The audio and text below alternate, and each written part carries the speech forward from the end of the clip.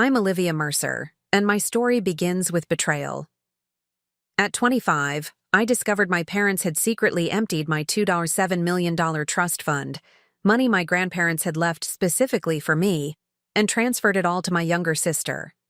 They didn't just take my inheritance. They took my future, my security, and my faith in family.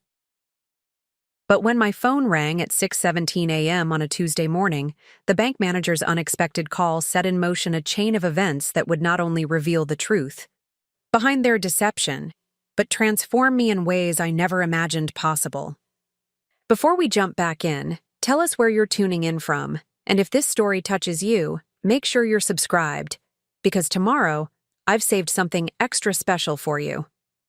That Tuesday began like any other. Alarm blaring at 5:45 a.m., fumbling for my phone in the dark, mentally mapping out my workday as a junior architect at Harman & Associates. Nothing suggested it would become the day that divided my life into before and after. When my phone rang, the screen displaying unknown number, I almost didn't answer. Unknown calls at dawn rarely bring good news. Perhaps if I had let it go to voicemail, I'd still be living in blissful ignorance, still believing in the carefully constructed fiction my family had created. But I did answer, pressing the phone to my ear with a groggy, "Hello? Ms. Mercer? Olivia Mercer?" The voice was measured, professional. "This is William Kensington from First Atlantic Private Banking. I apologize for calling at this hour, but I've been trying to reach you for several days. It's regarding your grandparents' trust." My grandparents' trust. The inheritance I'd been told was modest, designated for my education, long since depleted. The inheritance I hadn't thought about in years. "I think there's been a mistake," I replied, sitting up in bed, suddenly alert. "That trust was used for my college tuition. It's been closed for years." The silence on the other end lasted just long enough to make my heart rate accelerate. "Ms. Mercer, according to our records, your grandparents established a trust in your name valued at approximately $27 million. The terms stipulated that you would gain access when you turned 25 or completed your graduate education, whichever came first. Our records indicate you turned 25 last month, yet when we attempted to transfer control to you, we discovered..." He paused, his professional demeanor momentarily faltering. "We discovered a series of unauthorized withdrawals and transfers dating back 3 years."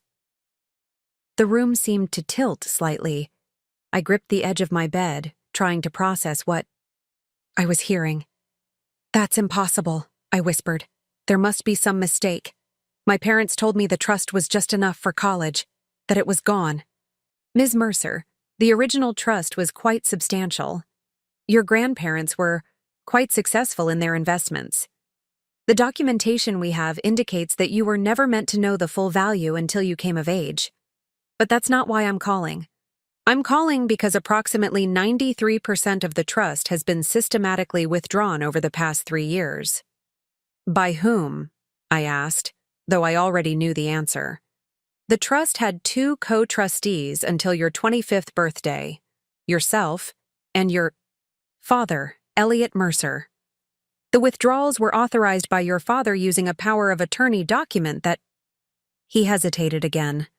"That appears to have been executed when you were 22. Do you recall signing such a document?" I closed my eyes, memory surging back with crystalline clarity. Senior year of college, home for Christmas. My father sliding a document across the dining room table while my mother refilled my eggnog.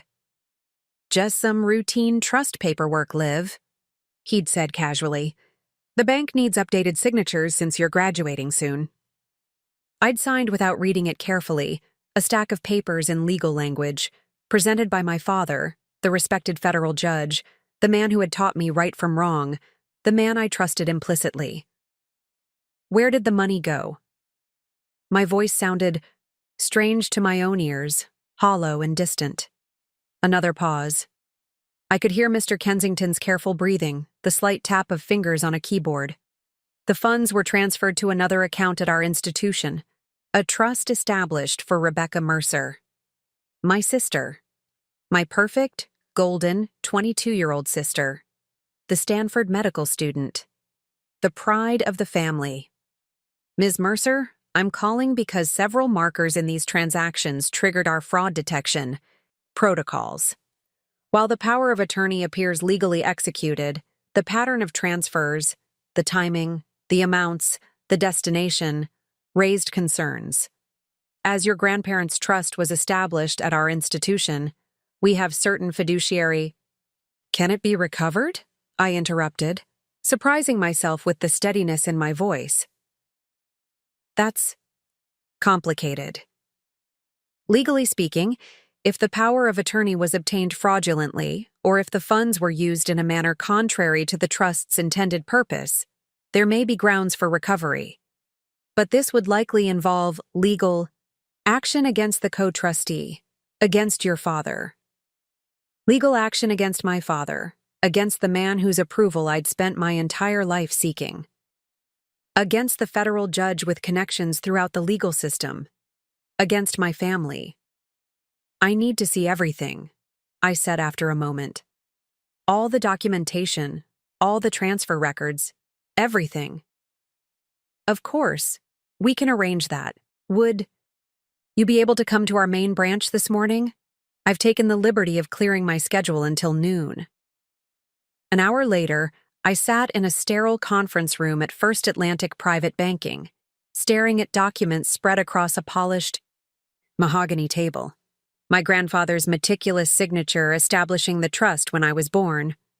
My grandmother's will reinforcing the bequest after her death when I was 12. The power of attorney I'd unknowingly signed, giving my father complete control. And the transfer records, dozens of them, systematic withdrawals moving my inheritance piece by piece into a trust for my sister. The largest transfer, nearly $800,000, had occurred just 3 months ago, coinciding with my sister's acceptance to Stanford Medical School. The same week, my parents had taken her to Europe to celebrate, leaving me behind because someone needs to water the plants, Liv, and you know how busy you are at that firm.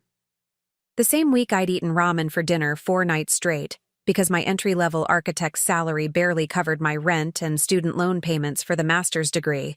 I'd taken out loans to finance. Loans I now knew had been unnecessary. Your grandparents were quite explicit in their intentions, Mr. Kensington said gently, sliding another document toward me. This letter was to be given to you upon assuming control of the trust. The letter was written in my grandmother's elegant script, dated just months before her death. My dearest Olivia, if you're reading this, you've reached an important milestone.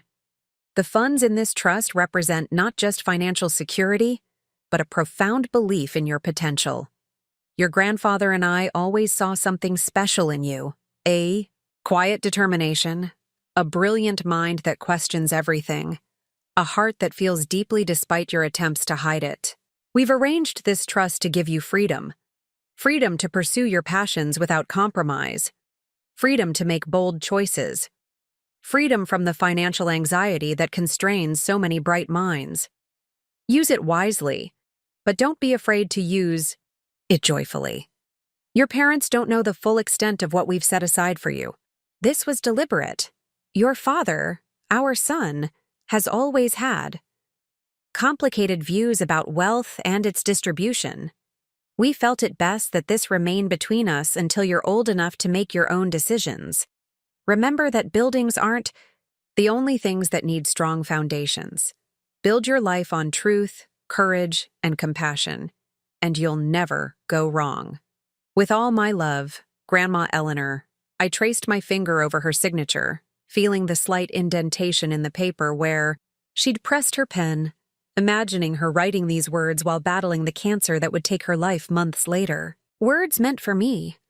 Words I was meant to read 3 years ago. Ms. Mercer? Mr. Kensington's voice pulled me back to the present. I should inform you that, given the circumstances, I've already consulted with our legal department.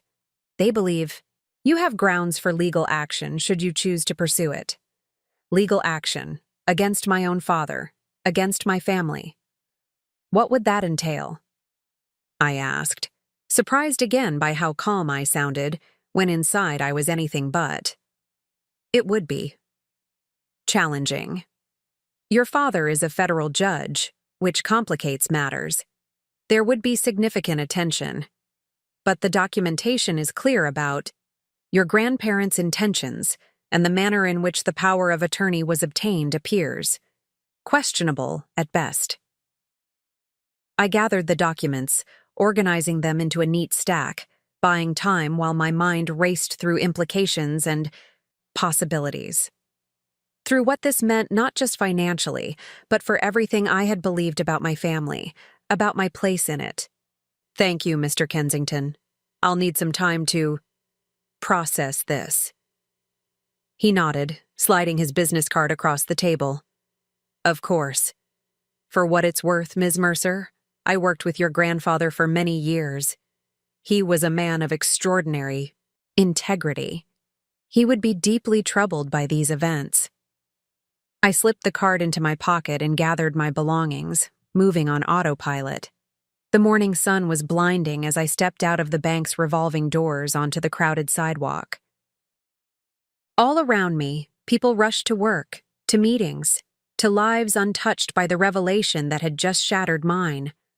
My phone vibrated, a text from my boss asking where I was, another from my mother, a casual check-in that now seemed sinister in its normalcy. Lunch next week, sweetie? Your sister gets home from Stanford on Thursday. I stood frozen on the sidewalk, commuters streaming around me like water around a stone, as the full weight of what I'd learned settled onto my shoulders. My family had stolen from me not just money, but truth. They had looked me in the eye for years, watched me struggle with student loans, with rent, with the modest living of a junior architect, all while systematically transferring millions meant for me to my sister. And now I had to decide what to do about it. The world looked exactly the same as it had yesterday, but everything had changed. I was no longer the person I had been at 5:45 that morning. That person had believed in family loyalty above all, had accepted her place as the reliable but unremarkable elder daughter, had trusted without question. That person was gone, dissolved by William Kensington's phone call and the documents now, weighing down my bag. In her place stood someone new, someone with a choice to make. I could confront my family, demand answers, fight for what was rightfully mine. Or I could walk away, accept the loss, preserve what remained of my family relationships. As I finally stepped forward, rejoining the flow of humanity on the sidewalk, I knew one thing with absolute certainty. Nothing would ever be the same again. The foundation of my life had cracked irreparably, and what would rise from the rubble remained to be seen. But I was no longer the dutiful daughter who signed documents without reading them. I was Olivia Mercer, granddaughter of Eleanor and Robert Mercer, and for the first time in my life, I was truly seeing my family and myself with clear eyes. The truth is both destroyer and creator. It had destroyed the family I thought I had. Now it was time to see what it would create in its place. Preparing and narrating this story took us a lot of time, so if you are enjoying it, subscribe to our channel. It means a lot to us. Now back to the story. I returned to work that day, mechanically completing tasks while my mind struggled to reconcile 25 years of family history with the morning's revelations. My colleagues noticed something was off. The normally precise Olivia making uncharacteristic errors on dimensions, staring blankly at renderings, flinching when spoken to directly. Rough night? Marcus, the senior architect, asked as he returned a set of revisions covered in red marks. Something like that, I murmured, forcing a smile. That felt like a grimace. By 5 o'clock, I could no longer maintain the pretense of normalcy. I packed up my things, declined an invitation for happy hour, and stepped out into the early evening, directionless but desperate for movement. My apartment, a cramped one-bedroom in an aging building far from downtown, had always been a point of pride. I'd found it myself, furnished it with carefully selected second-hand pieces, made it mine through determination and thrift. Now, crossing the threshold, it seemed to mock me with its modest dimensions and worn surfaces. For 3 years, I had lived paycheck to paycheck, calculating every expense, while my sister had summered in Europe, driven a luxury car gifted by our parents to keep her safe at school, and attended Stanford without a single student loan. All funded, I now knew, with my inheritance. I moved through my evening routine on autopilot, changing clothes, heating leftovers, checking mail. A letter from my student loan servicer reminded me that my deferment period was ending. The irony was almost physically painful. My phone buzzed, repeatedly with messages I couldn't bring myself to read. My parents, my boss, friends confirming weekend plans. The life I had constructed continued its forward momentum while I remained frozen in the moment of revelation. At midnight, sleepless and restless, I did what architects do. I began to sketch. Not buildings or spaces, but a timeline. My grandparents, Eleanor and Robert Mercer, self-made entrepreneurs who had built a manufacturing company from nothing and sold it for a fortune when I was 10. My father, their only son, Elliot Mercer, the brilliant law student who had become the youngest federal judge in the state's history. My mother, Caroline Mercer, the elegant socialite whose family connections had paved my father's way into the upper echelons of society. And then there were the daughters, myself, Olivia, the steady, reliable eldest who had followed my father's practical advice to pursue architecture rather than my passion for environmental design, and Rebecca, 3 years younger, the golden child whose medical school ambitions had been celebrated and supported at every turn. I sketched our family dynamics as if they were structural elements, showing load-bearing relationships and stress points.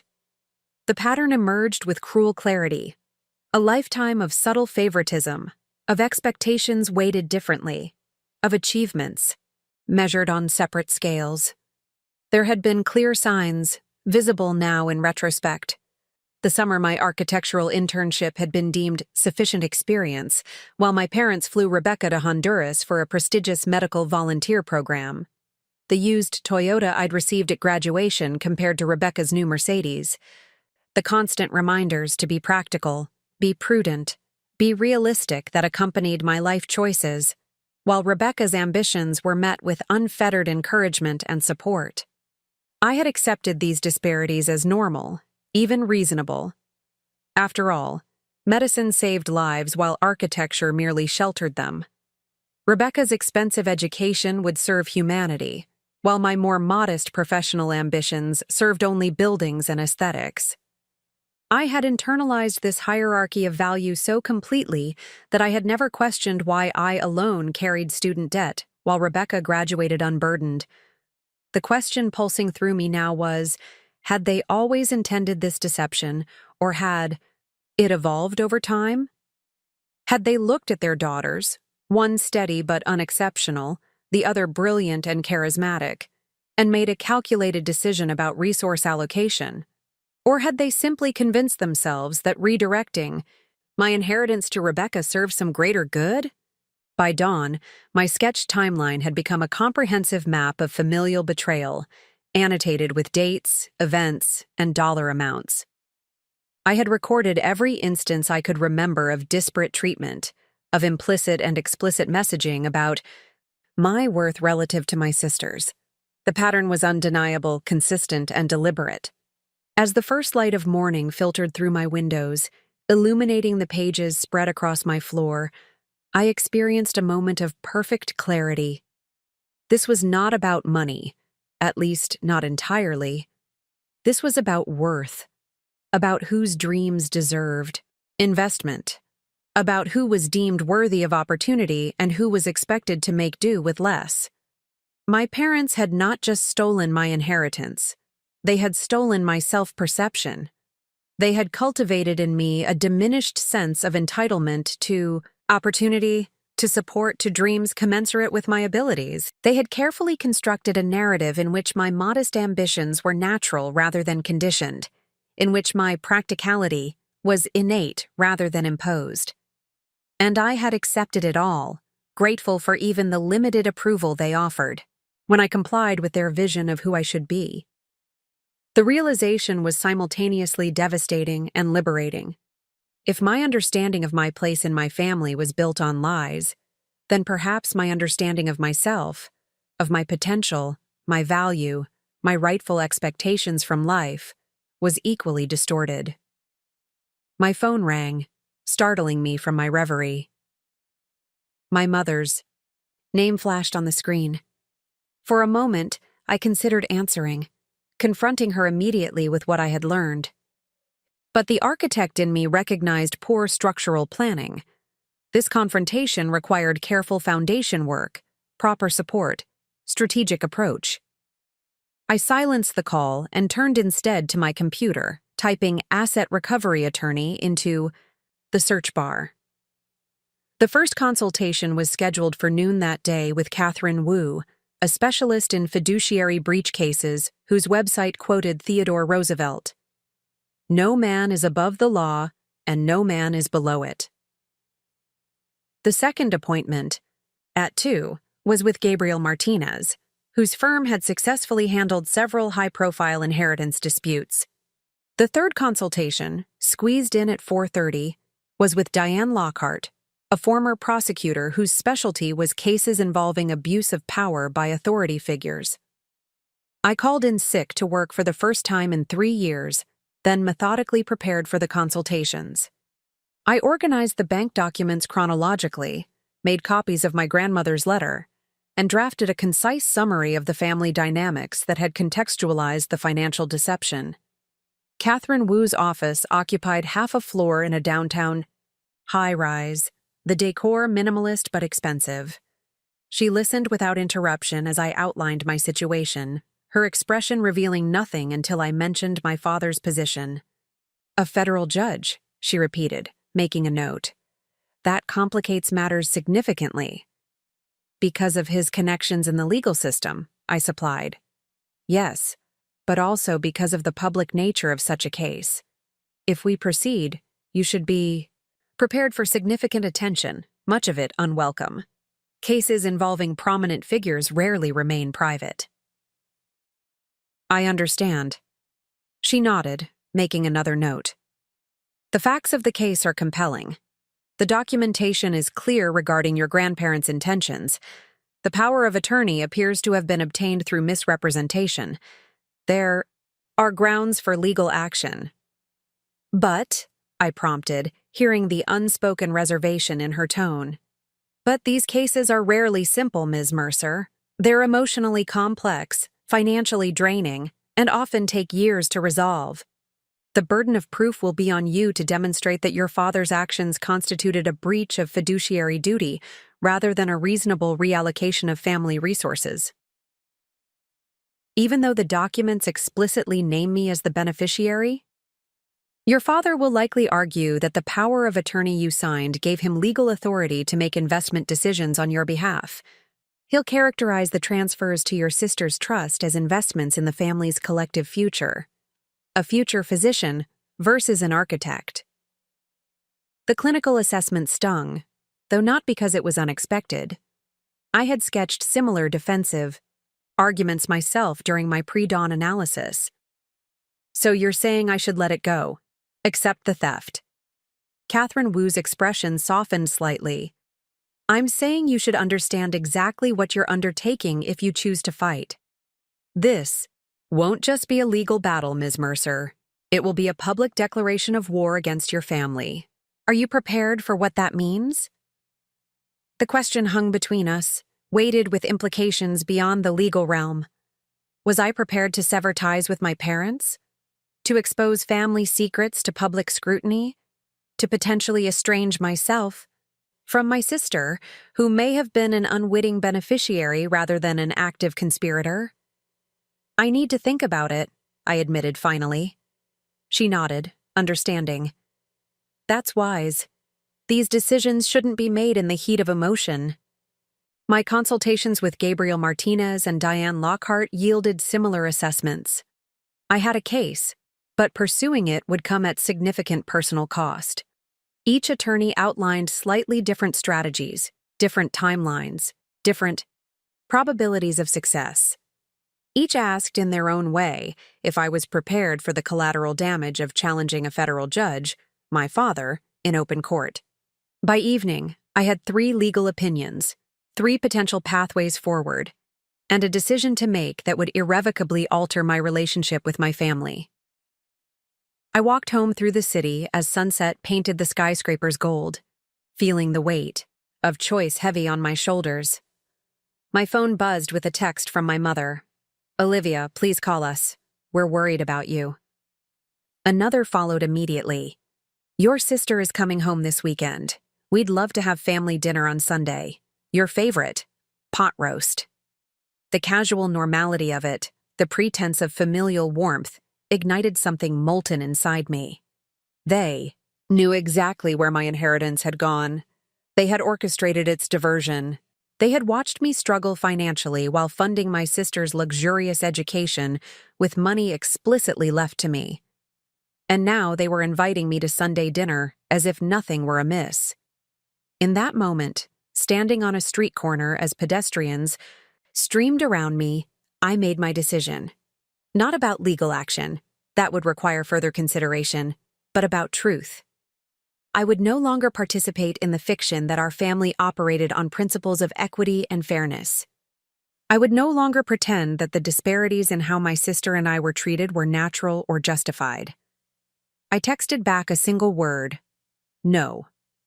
Then I turned off my phone, continued home, and began to sketch again. Not a timeline of betrayal, this time, but a blueprint for independence. A plan to reconstruct my life based not on the diminished expectations that had been carefully instilled in me, but on my own assessment of my worth and potential. The golden cage my parents had constructed, the one in which I had been the dutiful daughter accepting limited support while believing myself unworthy of more, now stood with its door ajar. The question was no longer whether I would leave it, but how far I would fly once I did. Sunday dinner loomed like an approaching storm. After my terse refusal, my mother had called repeatedly, leaving voicemails that evolved from concerned to confused to coldly insistent. My father sent a single text: "Family matters should be discussed in person. We expect you Sunday." Not a request, a judicial decree.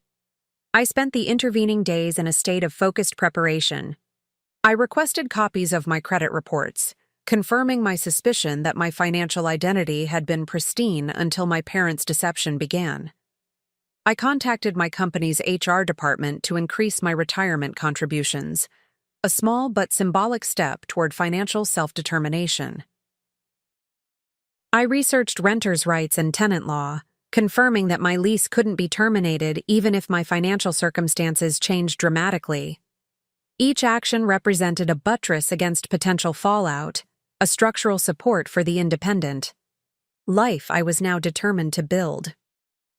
By Sunday morning, I had made my decision regarding legal action. I would pursue recovery of my inheritance, but only after one final opportunity for my parents to explain themselves, to recognize the magnitude of their betrayal, to make amends without legal compulsion. It was, perhaps, a naive hope, but one I needed to exhaust before committing to the nuclear option of family litigation. I dressed with deliberate care that morning, a charcoal pencil skirt and crisp white blouse that projected professional competence rather than daughterly compliance. I secured my hair in a precise chignon, applied minimal makeup, and wore the single piece of jewelry my grandmother had left me, a simple silver pendant inscribed with the words, "Build with integrity." The drive to my parents' home in the affluent suburb of Lakeshore Heights was so familiar I could have navigated it blindfolded. Every landmark triggered memories: the elementary school where I'd won the science fair, the park where my father had taught me to ride a bike, the library where I'd spent countless hours studying while my mother attended charity committee meetings. Each memory now required re-examination. Had my achievements always been measured against the unspoken expectation that I would never outshine? My sister? Had my father's patient instruction been motivated by genuine connection, or by the obligation to ensure his less favored daughter could at least function competently in the world? Had those hours in the library been independence, or subtle exclusion? The Mercer family home stood at the end of a cul-de-sac, its colonial architecture imposing yet tasteful, its manicured lawns and carefully tended flower beds declaring success without ostentation. My father's black Audi and my mother's silver. Mercedes sat in the circular driveway, joined now by a glossy red BMW convertible that could only belong to Rebecca, home from Stanford. I parked my 7-year-old Toyota behind the luxury vehicles, the visual contrast a perfect metaphor for our family's unacknowledged disparities. My mother opened the door before I could ring the bell, her expression a practiced blend of welcome and subtle disapproval. "Olivia, darling," finally. We were beginning to worry. Caroline Mercer, at 58, remained striking. Ash blonde hair expertly colored and styled, figure maintained through rigorous dedication to Pilates and tennis, clothes impeccably, tailored to conceal the minimal concessions to age. "Hello, Mother," I replied, accepting her air kiss without returning it. I said I wouldn't come, but apparently my absence would have been more inconvenient than my presence. She drew back slightly, registering my tone. "Don't be difficult, Olivia. Your sister is home. Your father's been working too hard, and we wanted a pleasant family meal. Is that too much to ask?" The irony of her words, that I was being difficult by disrupting the pleasant fiction of family harmony, would have been comical if it weren't so infuriating. "I suppose that depends on what else might be asked of me," I replied, stepping past her into the foyer. My father emerged from his study, reading glasses perched on his nose, the Wall Street Journal folded under his arm. At 62, Elliot Mercer remained imposing. Tall, broad-shouldered, with the kind of authoritative presence that commanded courtrooms and family dinners with equal effectiveness. "Olivia, good of you to join us." His tone suggested I'd been invited to chambers for a minor reprimand. "Your sister just arrived from the airport. She's freshening up." No embrace, not even a handshake. My father had never been demonstrative, but I noted now the different quality of distance between us. Not the respect for personal boundaries he might have claimed, but a fundamental disconnection, as if I were a case to be managed rather than a daughter to be loved. "Judge Mercer," I acknowledged, the formal address a small rebellion. His eyes narrowed slightly at the departure from Dad, but he said nothing. The living room was exactly as it had always been. Tasteful furnishings in neutral tones, family, photographs arranged in sterling silver frames, fresh flowers in crystal vases. I moved directly to the side table displaying those photographs, studying them with new eyes. There was Rebecca in her white coat at the Stanford Medical School orientation. Rebecca with our parents at her undergraduate graduation. Rebecca on a yacht during that European summer. Interspersed were obligatory images of me, architecture school graduation, a professional headshot from the firm's website, a candid at last year's Christmas dinner. "Your firm's project was featured in Design Quarterly," my father commented, moving to the bar cart to prepare his customary Sunday pre-dinner scotch. "The mixed-use development on Riverfront. They mentioned an innovative approach to sustainable materials." "Yes, though they didn't credit the junior team members who actually developed that approach," I replied, turning from the photographs. "I believe proper attribution of ideas and contributions is important, don't you?" His hand paused momentarily in the act of pouring, the only indication that he registered the double meaning in my words. "Recognition comes with time and position. Olivia, you know that. And some positions are more deserving of recognition and support than others. Is that what you're suggesting?" His eyes met mine, something wary entering his expression. "I'm merely pointing out that career advancement follows predictable patterns.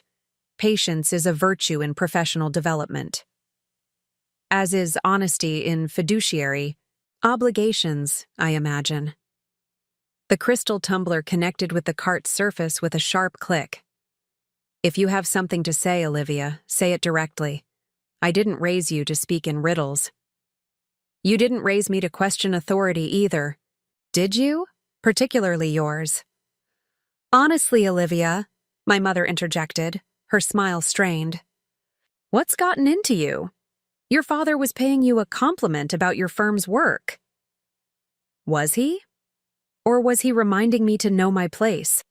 To wait patiently for whatever recognition might eventually trickle down while more favored individuals receive immediate and substantial support? A tense silence descended, broken by the sound of footsteps on the stairs. Rebecca appeared in the doorway, her smile faltering as she registered the atmosphere. My sister had always been the family beauty, our mother's delicate features combined. With our father's confidence, her blonde hair falling in perfect waves, her figure both athletic and feminine. Today, she wore designer jeans and a cashmere sweater that probably cost more than my monthly rent, an expensive watch glinting on her wrist. "Liv!" she exclaimed, moving to embrace me. "I've missed you. How's the architecture world? Still saving? The environment one sustainable building at a time?" I stepped back from her attempted hug, watching confusion and hurt flash across her face. The architecture world is challenging when you're paying off student loans on a junior architect's salary. But then, you wouldn't know about that, would you? Rebecca glanced at our parents, bewilderment evident. "What's going on?" "That's what I'd like to know," my mother said, her voice tight. "Your sister arrived in some kind of mood." My father remained silent, studying me with the assessing gaze he likely used on witnesses whose testimony suddenly deviated from expected patterns. "Perhaps we should eat," he finally suggested. "Discussions are always more productive with proper sustenance." "An excellent deflection," I observed. "But I'm not hungry for pot roast. I'm hungry for explanations." "Explanations for what?" Rebecca asked, looking genuinely perplexed. I turned to face her directly. "Do you know where the money for your education comes from, Becca? For your European summers? For that watch and that car outside?"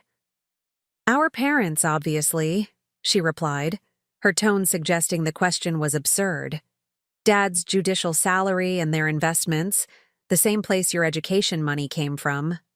"No," I said quietly, "not the same place at all." My father set down his scotch. "Olivia, whatever concerns you have can be addressed privately. There's no need to create drama during a family dinner." "Drama?" I echoed, raising an eyebrow.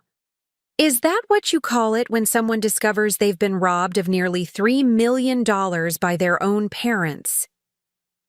The silence that followed was absolute. Rebecca's eyes widened in shock.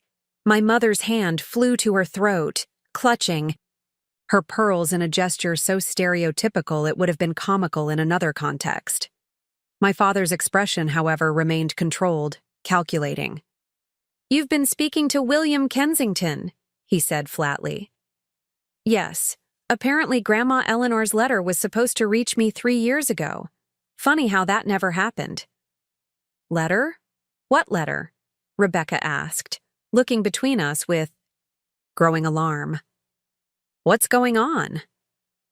I kept my eyes fixed on my father. "Would you like to explain, Judge Mercer? Or shall I?" He measured his words carefully. "Your grandmother had certain notions about financial distribution that were impractical and ultimately detrimental to this family's collective welfare." "Impractical?" I repeated. "Is that your legal opinion on the matter? Because First Atlantic's legal department has a different term for redirecting funds from a specifically designated trust beneficiary. They call it misappropriation." "You don't understand the complexities," my mother interjected, her voice sharp with anxiety. "Your sister's education is no more important than mine was," I finished. "Yet I'm carrying loans while she's carrying a designer handbag. Explain the complexity in that, Mother. Rebecca sank onto the sofa, her face pale. I don't understand. What trust? What money? I turned to her, softening my tone slightly. Grandma and Grandpa left me a trust worth nearly $3 million. I was supposed to receive control when I turned 25 or finished graduate school. But our parents diverted almost all of it to you over the past 3 years, using a power of attorney document I signed without understanding. Her expression shifted from confusion to horror. That's not possible. Mom? Dad? Tell her that's not true. It's not that simple, my father began, his tone measured. Resources should be allocated according to potential return. Rebecca's medical education represents an investment in your favorite daughter, I interrupted. Just admit it. You decided long ago which of us was worth investing in. You built an entire family mythology around Rebecca's superior intellect, superior ambition, superior worthiness. And when an inconvenient inheritance threatened that carefully constructed hierarchy, you simply redistributed it according to your own judgment. You make it sound malicious, my mother protested. We were thinking of the family's overall welfare. Were you? Or were you simply ensuring that the daughter you actually valued had every advantage while the one you considered less worthy was left to struggle unnecessarily? Rebecca stood up suddenly. Stop it. Just stop. I never knew about any trust. I never asked for— This isn't about you, Becca, I said, raising a hand. At least, not directly. You're as much a product of their manipulations as I am, just from the opposite direction. You were told you deserved everything. I was told to expect nothing beyond the basics. I turned back to my parents. I came here today hoping, foolishly perhaps, that you might offer some explanation that would make this betrayal comprehensible. Some justification that went beyond the obvious conclusion that you simply valued one daughter's future over the other's. My father's expression hardened. You're being melodramatic, Olivia. Financial decisions require pragmatism, not emotionalism. The allocation of resources was a practical matter, not a referendum on personal worth. Except it wasn't your allocation to make, I replied. The trust was explicitly established for me. Your pragmatic decision was, in fact, illegal. A breach of fiduciary duty. Fraud. Be very careful about making accusations, he warned, the judge entirely displacing the father, particularly ones you cannot substantiate. I reached into my bag and withdrew copies of the trust documents, the transfer records, my grandmother's letter. I can substantiate everything. The question is whether I'll need to do so in court. The threat hung in the air between us, transforming the familiar Sunday dinner tableau into something unrecognizable, a battlefield disguised as a family gathering. You would sue your own parents? My mother asked, her voice barely above a whisper. Create a public spectacle? Destroy your father's reputation? Tear this family apart over money? This family is already torn apart, I replied steadily. The facade of unity was maintained only by my ignorance and compliance. And this isn't about money. It's about betrayal, about the systematic undermining of my worth, my potential, my rightful opportunities. I gathered the documents and returned them to my bag, then faced my family, these strangers I had trusted implicitly for 25 years. I'm giving you one opportunity to make this right, I said. Restore what was taken from me. Acknowledge the wrong done and commit to genuine change in how this family operates. Otherwise, I will pursue every legal avenue available to recover my inheritance and expose the truth, regardless of the consequences to any of you. My father's expression was glacial. Consider carefully before you make threats you may regret. Olivia, the legal system is complex, outcomes are uncertain, and the process itself can be more damaging than any perceived injury you believe you've suffered. The implied threat, that his position and connections could influence any legal action I might pursue only strengthened my resolve. "I've considered very carefully," I replied. "Have you?" "Because from where I stand, the regret in this situation belongs entirely to you." I turned and walked toward the door, pausing only when Rebecca called after me. "Liv, wait! We need to talk about this. I had no idea." "I know you didn't," I said, softening slightly at the genuine distress in her eyes. "This isn't about you, Becca. It's about them and the choices they made. When you're ready to have a conversation that isn't filtered through their narrative, call me." As I walked out the door of my childhood home, I felt simultaneously hollowed out and fortified. The family I had known was gone, had never truly existed except in the careful fiction my parents had constructed and I had accepted. But in its place stood the possibility of something else, a life built on truth rather than comfortable lies, on self-determination rather than imposed limitations, on genuine worth rather than conditional approval. The architect in me recognized that sometimes the most necessary renovations begin with demolition. The week following the confrontation with my family unfolded with methodical precision. I took a calculated personal day from work, my second absence ever, and met with Catherine Wu, the attorney whose directness and strategic approach had resonated most strongly with me. "Your situation is straightforward in legal terms," she explained, reviewing the trust documents spread across her conference table. "The breach of fiduciary duty is clear. The paper trail is robust. The power of attorney was almost certainly obtained through misrepresentation." "But," I prompted, hearing the unspoken qualification in her tone. "But your father is Judge Elliot Mercer. His connections within the judicial system are extensive. While he can't directly influence a case in which he's personally involved, the reality is that judges tend to protect their own. We should anticipate procedural delays, aggressive defense tactics, and potential pressure from unexpected quarters." I nodded, having already anticipated this reality. "I understand the challenges. What's our first step?" Catherine's strategy was methodical, beginning with a formal demand letter to my parents requesting full restoration of the trust funds with interest, followed by a process of evidence gathering that would strengthen our position should the case proceed to litigation. "We need to establish a comprehensive timeline," she explained. "Not just of the financial transfers, but of the pattern of behavior that contextualizes them. When did the disparate treatment between you and your sister begin? Were there other instances of financial manipulation? Did your parents make statements about your inheritance that prove they knew about its intended purpose?" For the next several days, I became an investigator into my own past.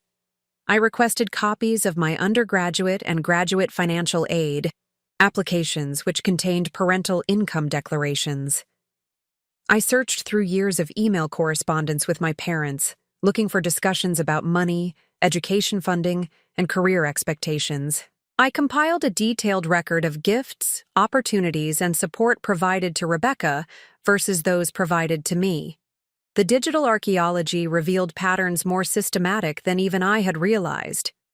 Emails in which my father discouraged me from pursuing a more prestigious but expensive graduate program.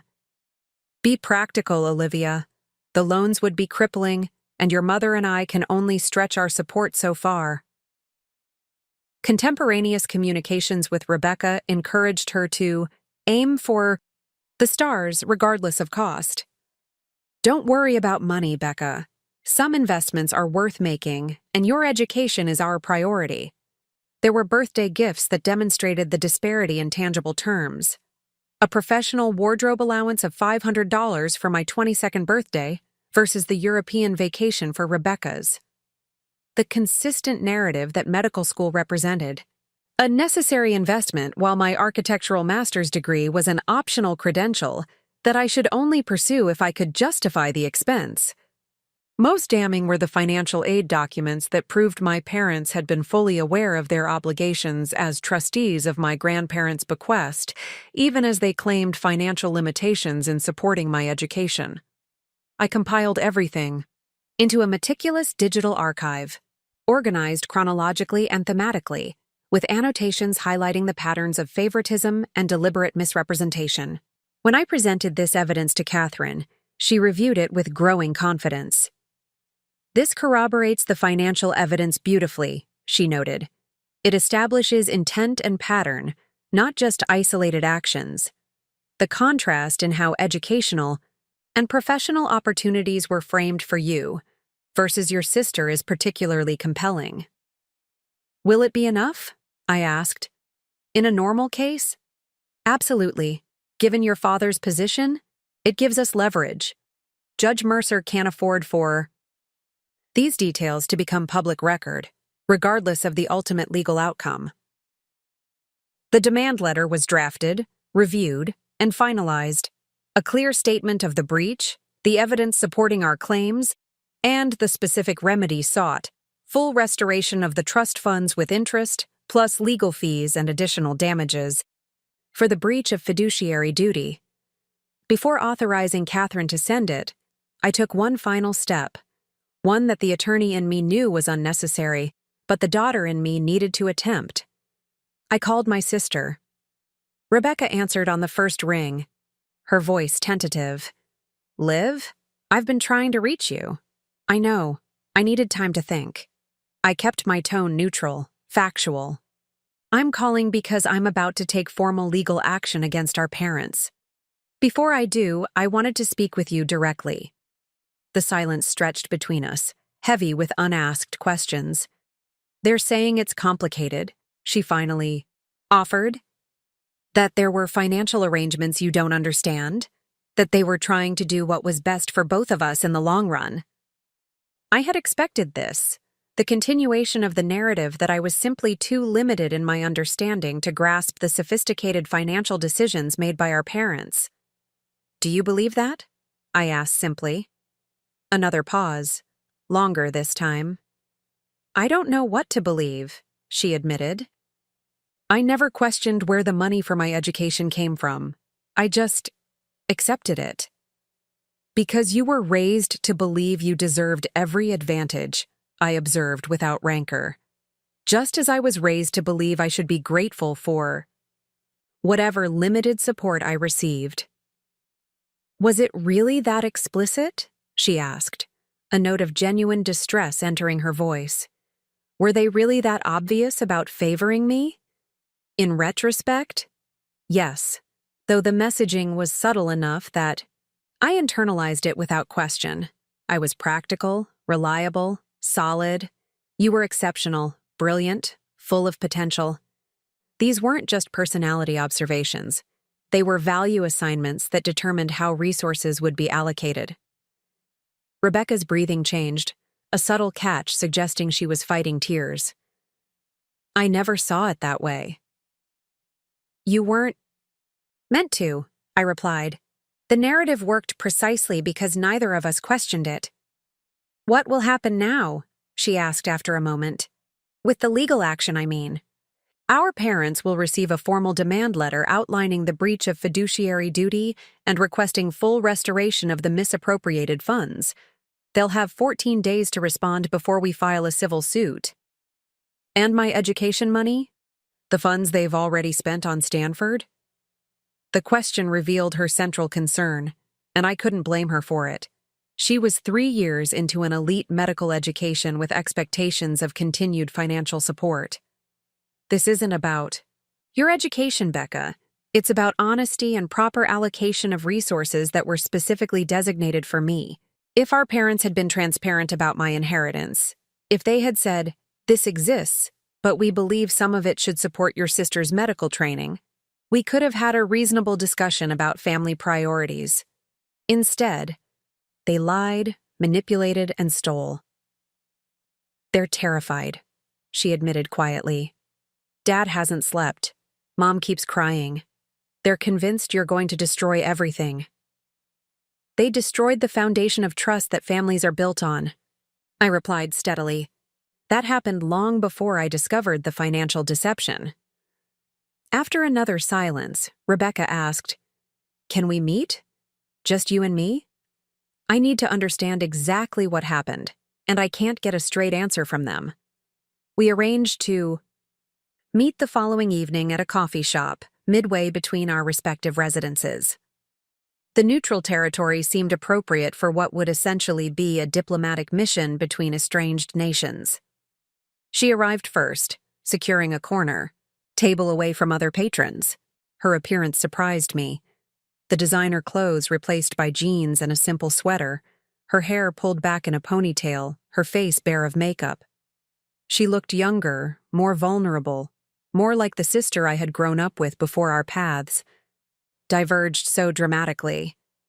"I brought these," she said without preamble, sliding a folder across the table. "I requested copies of all my financial aid documents from Stanford. I thought you should see them." The folder contained detailed records of payments made toward Rebecca's medical education. Over $320,000 over 3 years, with each payment coming from a trust account that matched the number of my grandparents' bequest. "I had no idea," she said, her voice tight with emotion. "I swear to you, Liv. I thought it was coming from their savings, from investments. I never questioned it because they always said money for education was non-negotiable, that it was their priority." "For you," I added quietly. "Not for me." She nodded, tears finally spilling over. "I see that now. I see so many things I didn't let myself see before." I reached for the documents, examining the payment records, adding them to my mental timeline of the misappropriation. "These will be helpful for the legal case. Thank you." "I don't want to testify against our parents," Rebecca said quickly, wiping at her cheeks. "I can't do that. But I also can't pretend this was okay. What they did to you was wrong, deeply wrong." "I'm not asking you to testify," I assured her. "These records speak for themselves." She reached across the table, hesitating before placing her hand over mine. "What can I do to make this right between us?" The question caught me off guard. In my focused pursuit of legal remedies, I had given little thought to potential reconciliation with my sister, the unwitting beneficiary of my parents' deception. "I don't know," I admitted. "I'm still processing what it means that every advantage you received, every opportunity I was denied, was funded with resources that were explicitly meant for me." "I can't undo my education," she said softly. "I can't give back what's already been spent." "No, you can't," I agreed, "and I wouldn't ask you to abandon your medical training. That's not the point." "Then what is the point? What do you want from me?" The question was genuine, her expression open and pained. For the first time, I could see her not as the golden child who had effortlessly received every advantage, but as another kind of victim in our parents' manipulative system, one who had been elevated at my expense without her knowledge or consent. "I want you to see me," I said finally. "Not as the practical, reliable sister who doesn't need or deserve the same support you received. Not as the architect with modest ambitions, compared to your world-changing medical career, but as someone equally worthy of investment, opportunity, and belief." Rebecca's face crumpled. "I always saw you that way," she whispered. "You were the one who had it together, who knew exactly what she wanted, who never seemed to doubt herself." I was terrified of failing, of not living up to expectations. "You seemed so sure." The revelation was startling, that my resignation to limited expectations had been interpreted as confidence, that my acceptance of constrained opportunities had been seen as clarity of purpose. "I wasn't sure," I told her. "I was conditioned to believe I shouldn't ask for more, that wanting more was presumptuous, unrealistic."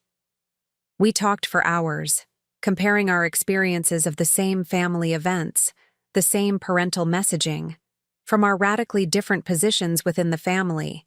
Hierarchy. The conversation was painful, but illuminating, revealing how thoroughly we had both been shaped by our parents' favoritism, me through diminished expectations, Rebecca through crushing pressure to justify the preferential treatment. By the time we parted, we had reached an understanding, not reconciliation exactly, but a mutual recognition of our shared manipulation and a tentative commitment to forge a relationship based on truth rather than our parents' careful fiction. "I'll help, however I can," Rebecca promised as we stood to leave. "I can't take their side in this, not now that I understand what really happened." The next morning, Catherine Wu sent the formal demand letter to my parents. By afternoon, my father's attorney had called to request a meeting. "They want to discuss settlement options," Catherine informed me. "That's faster than I expected. They must be worried about publicity. Or they're stalling for time to hide assets," I suggested, my trust now irrevocably damaged. "We've filed for temporary injunctions preventing further movement of the trust funds," she assured me. "If they're looking to settle, it's because they recognize their position is untenable." The meeting was scheduled for the following week. In the meantime, I continued my normal routine at work, though nothing felt normal anymore. My colleagues noticed the change in me, a new assertiveness in design meetings, a willingness to advocate for my environmental innovations rather than accepting their relegation to future consideration.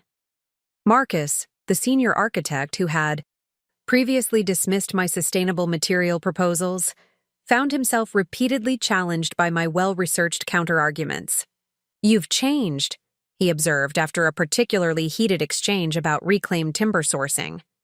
3 months ago, you would have backed down." 3 months ago, I was operating under the illusion that patience and deference would eventually be rewarded with recognition, I replied.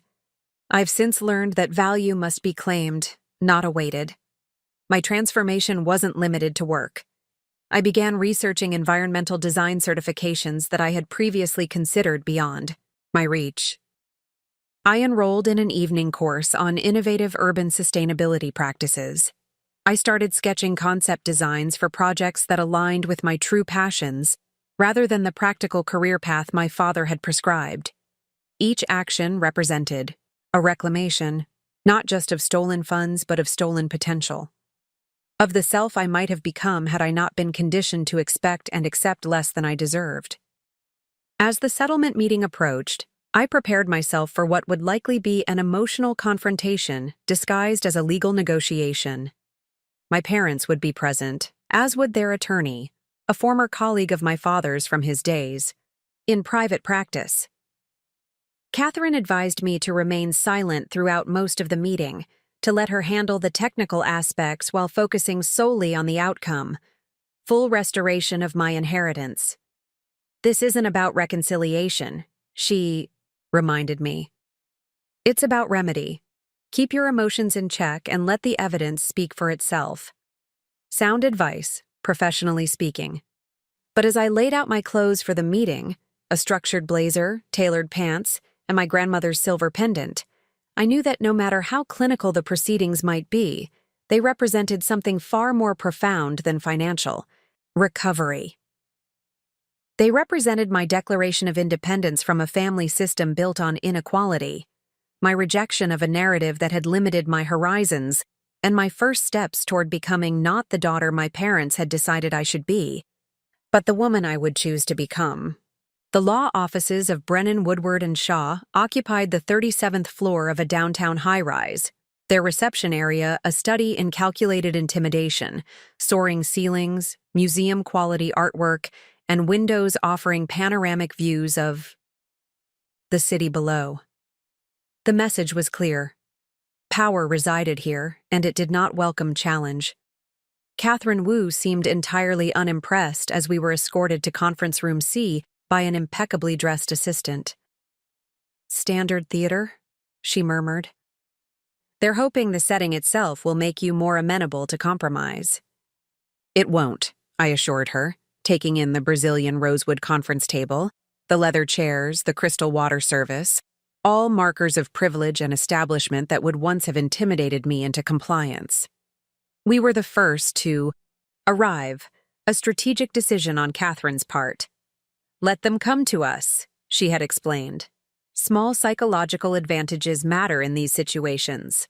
I used the time to review our evidence once more, though I had memorized every document, every date, every dollar amount.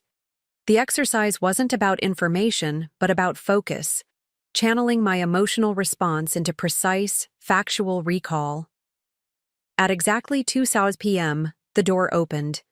Lawrence Brennan entered first, silver-haired, Brooks Brothers suited, exuding the easy confidence of a man accustomed to deference. My father's longtime friend and former law partner, now representing my parents against their own daughter.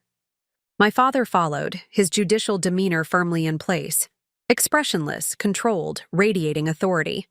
My mother entered last, her delicate features composed into a mask of dignified suffering, her Hermes scarf and understated jewelry communicating both wealth and restraint.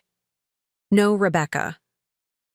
I had half expected her presence, either as moral support for our parents or as a gesture of solidarity with me. Her absence suggested she had chosen the only tenable position, neutrality in a conflict that would inevitably reshape our family regardless of outcome. No introductions were exchanged. None were necessary. Lawrence Brennan took his seat directly across from Catherine, arranging his monogrammed leather portfolio with deliberate precision. Before we begin, he stated, I want to establish that this meeting is being conducted in the spirit of good faith negotiation and is subject to standard confidentiality provisions. Nothing discussed here constitutes an admission of liability or wrongdoing by my clients. Catherine nodded coolly. Understood. Though given the nature of the evidence in our possession, the question of wrongdoing seems rather settled. Brennan's expression tightened almost imperceptibly. Ms. Wu, inflammatory characterizations will not facilitate productive discussion. Neither will pretense, she countered. The facts are clear. Judge Mercer and Mrs. Mercer diverted approximately $5 million from a trust explicitly established for Ms. Olivia Mercer's benefit, using a power of attorney document obtained through misrepresentation. These funds were transferred to accounts benefiting their younger daughter, Rebecca Mercer, without Olivia's knowledge or consent. My father cleared his throat. The situation is more nuanced than... Elliot, Brennan warned quietly. Let me handle this. My father subsided, though the muscle working in his jaw betrayed his frustration at being silenced in his own defense. My mother reached for the water service, her hand trembling slightly as she poured herself a glass, ice cubes clinking against crystal. My clients acknowledged that certain financial decisions were made regarding family resources, Brennan continued smoothly. These decisions were made with the entire family's best interests in mind, balancing immediate needs against long-term considerations. Family resources? Catherine echoed, her eyebrows raising slightly. The Eleanor and Robert Mercer Trust was explicitly established for Olivia Mercer's benefit. It was not a family slush fund to be allocated according to Judge Mercer's preferences.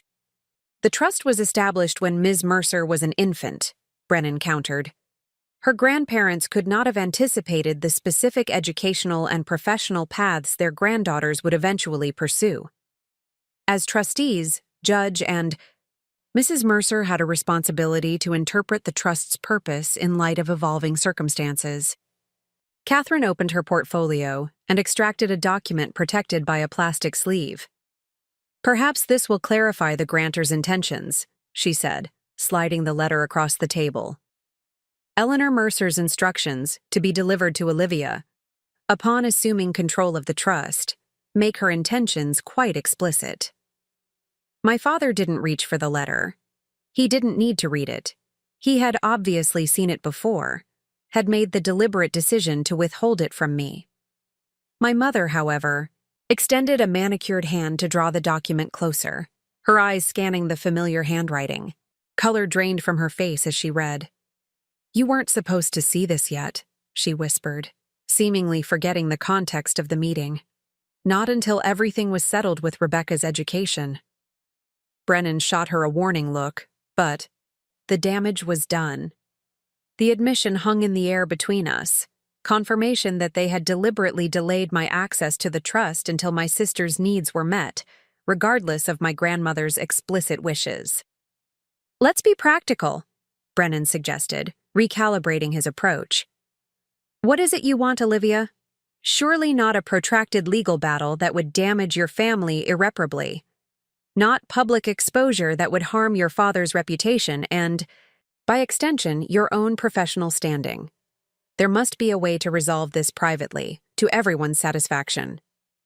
Before Catherine could respond, I leaned forward. "I want what was taken from me," I stated, my voice steady. "Every dollar, with interest. I want acknowledgement of the wrong done. I want assurance that my sister's education will not be jeopardized by the necessary correction of this injustice. And I want this resolved without public litigation, not to protect my father's reputation, but to spare my grandparents' memory the indignity of having their wishes so flagrantly disregarded by their own son." My father's composure finally cracked. "This is absurd. You speak as if we stole from you, as if we acted out of malice rather than parental judgment. We made decisions based on the needs and potentials we observed. Your sister's medical education is no more valuable than my architectural aspirations," I interrupted. "That's the fallacy at the heart of your justification. You decided, long before either of us had demonstrated our professional potential, that her path deserved full support, while mine warranted only the minimum necessary investment. We supported your education," my mother protested. "Your undergraduate degree was largely funded by merit scholarships I earned myself," I finished. "My graduate degree is financed through loans I'm still repaying. Meanwhile, Rebecca has never filled out a FAFSA form or calculated a debt-to-income ratio. The disparity was by design, not necessity." Brennan intervened smoothly. "These family dynamics, while important to you, are separate from the legal question at hand. Let's focus on resolution.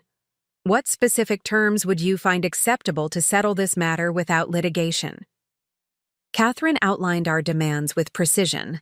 Full restoration of the misappropriated funds plus 6% annual interest, establishment of an independent trustee to manage the restored assets, coverage of all legal fees incurred, and a formal acknowledgement of breach of fiduciary duty.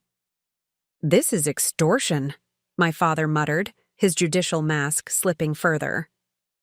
"No, Elliot," my mother said softly, surprising everyone at the table. "It's accountability." She turned to me, really looking at me perhaps for the first time in years. "We convinced ourselves we were making responsible choices," she admitted, "that allocating resources based on perceived potential was simply good stewardship. We never acknowledged the bias in our assessments, or questioned why we consistently saw more promise in Rebecca's path than in yours." My father stared at her, clearly unprepared for this departure from their united front. "Caroline, this is neither the time nor the place." "It's exactly the time," she countered with unexpected firmness. "Before the lawyers draft agreements and we pretend this was merely a financial misunderstanding. We favored Rebecca. We always have. We justified it with rationalizations about her needing more support, being less self-sufficient than Olivia, having chosen a more demanding field. But the truth is simpler and uglier. We poured our resources and approval into the daughter who reflected our preferences and prejudices, while conditioning the other to expect and accept less." The conference room fell silent. Catherine maintained her professional composure, but I caught the slight widening of her eyes. She had not anticipated this confession any more than I had. My father's face flushed with anger, embarrassment, or perhaps a complex mixture of both. "This is completely inappropriate," he snapped. "We're here to discuss financial arrangements, not to engage in amateur psychoanalysis." The financial arrangements were a manifestation of the underlying dynamics, my mother replied, her voice strengthening. Olivia deserves to hear the truth, not more careful evasions. She turned back to me. I won't ask for your forgiveness. What we did was unforgivable. Not just the diversion of funds, but the years of subtle messaging that shaped how you see yourself, what you believe you deserve. I can only say that I see it now, with painful clarity, and I am deeply, profoundly sorry. The apology, unexpected, unqualified, hit me with physical force. I had prepared for denials, for legal maneuvering, for attempts to minimize the breach of trust. I had not prepared for acknowledgement, for genuine contrition, especially from my mother, who had always deferred to my father's judgment in family matters. Caroline, that's enough, my father warned, his tone hardening to the one he likely used to silence courtroom disruptions. No, Elliot, it isn't enough. It isn't nearly enough. She straightened in her chair, addressing Brennan now. We will accept the terms as presented. The funds will be restored in full, with interest. The legal fees will be covered. The acknowledgement will be made. Brennan looked to my father, clearly expecting him to countermand this unilateral decision. Judge Elliot Mercer, however, seemed to have finally recognized the untenable nature of his position. With the evidence arrayed against him, with his wife's unexpected defection from their joint defense, with his daughter's unwavering determination to pursue justice, his options had narrowed to one: strategic surrender. Draft the agreement, he instructed Brennan tersely. We'll settle. Catherine nodded, satisfaction evident in the slight upward curve of her lips. Wise decision. We'll need the first transfer of funds within 5 business days as a show of good faith. Fine, my father agreed, his voice clipped. Is there anything else? I looked directly at him for the first time since he had entered the room. This man who had shaped my understanding of authority, of justice, of familial obligation.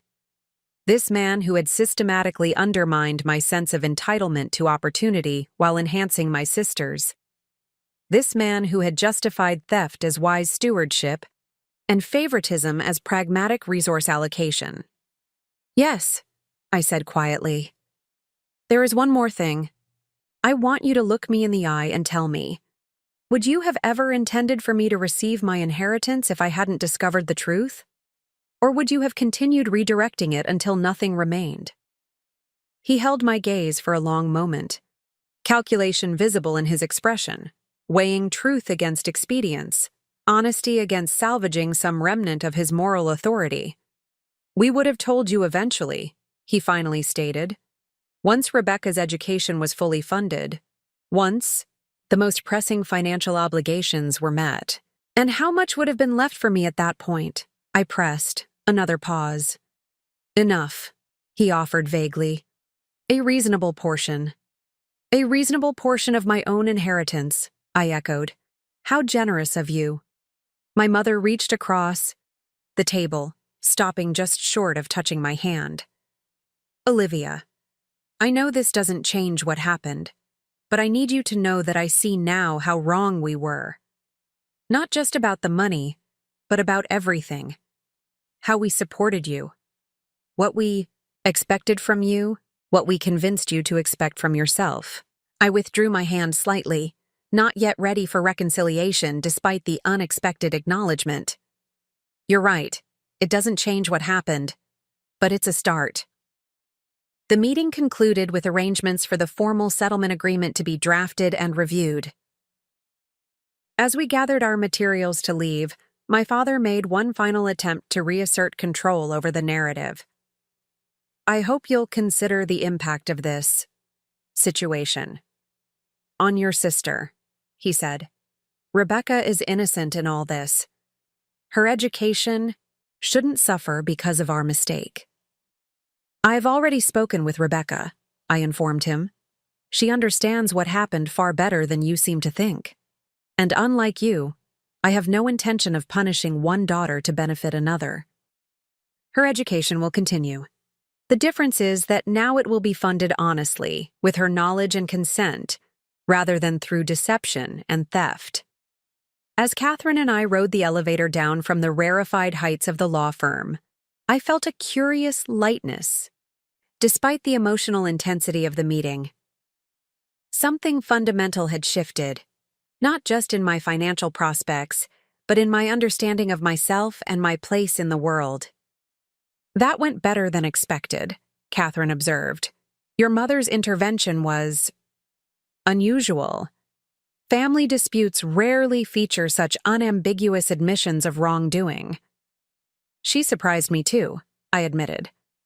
"I always thought of her as an extension of my father's will, not as someone capable of independent moral reckoning." "People can surprise you, especially when confronted with irrefutable evidence of their failures," Catherine noted. "The question is, where do you go from here? The money will be restored, but what about the relationships?" It was the question I had been avoiding. What kind of relationship, if any, I could or should maintain with the parents who had betrayed me so fundamentally?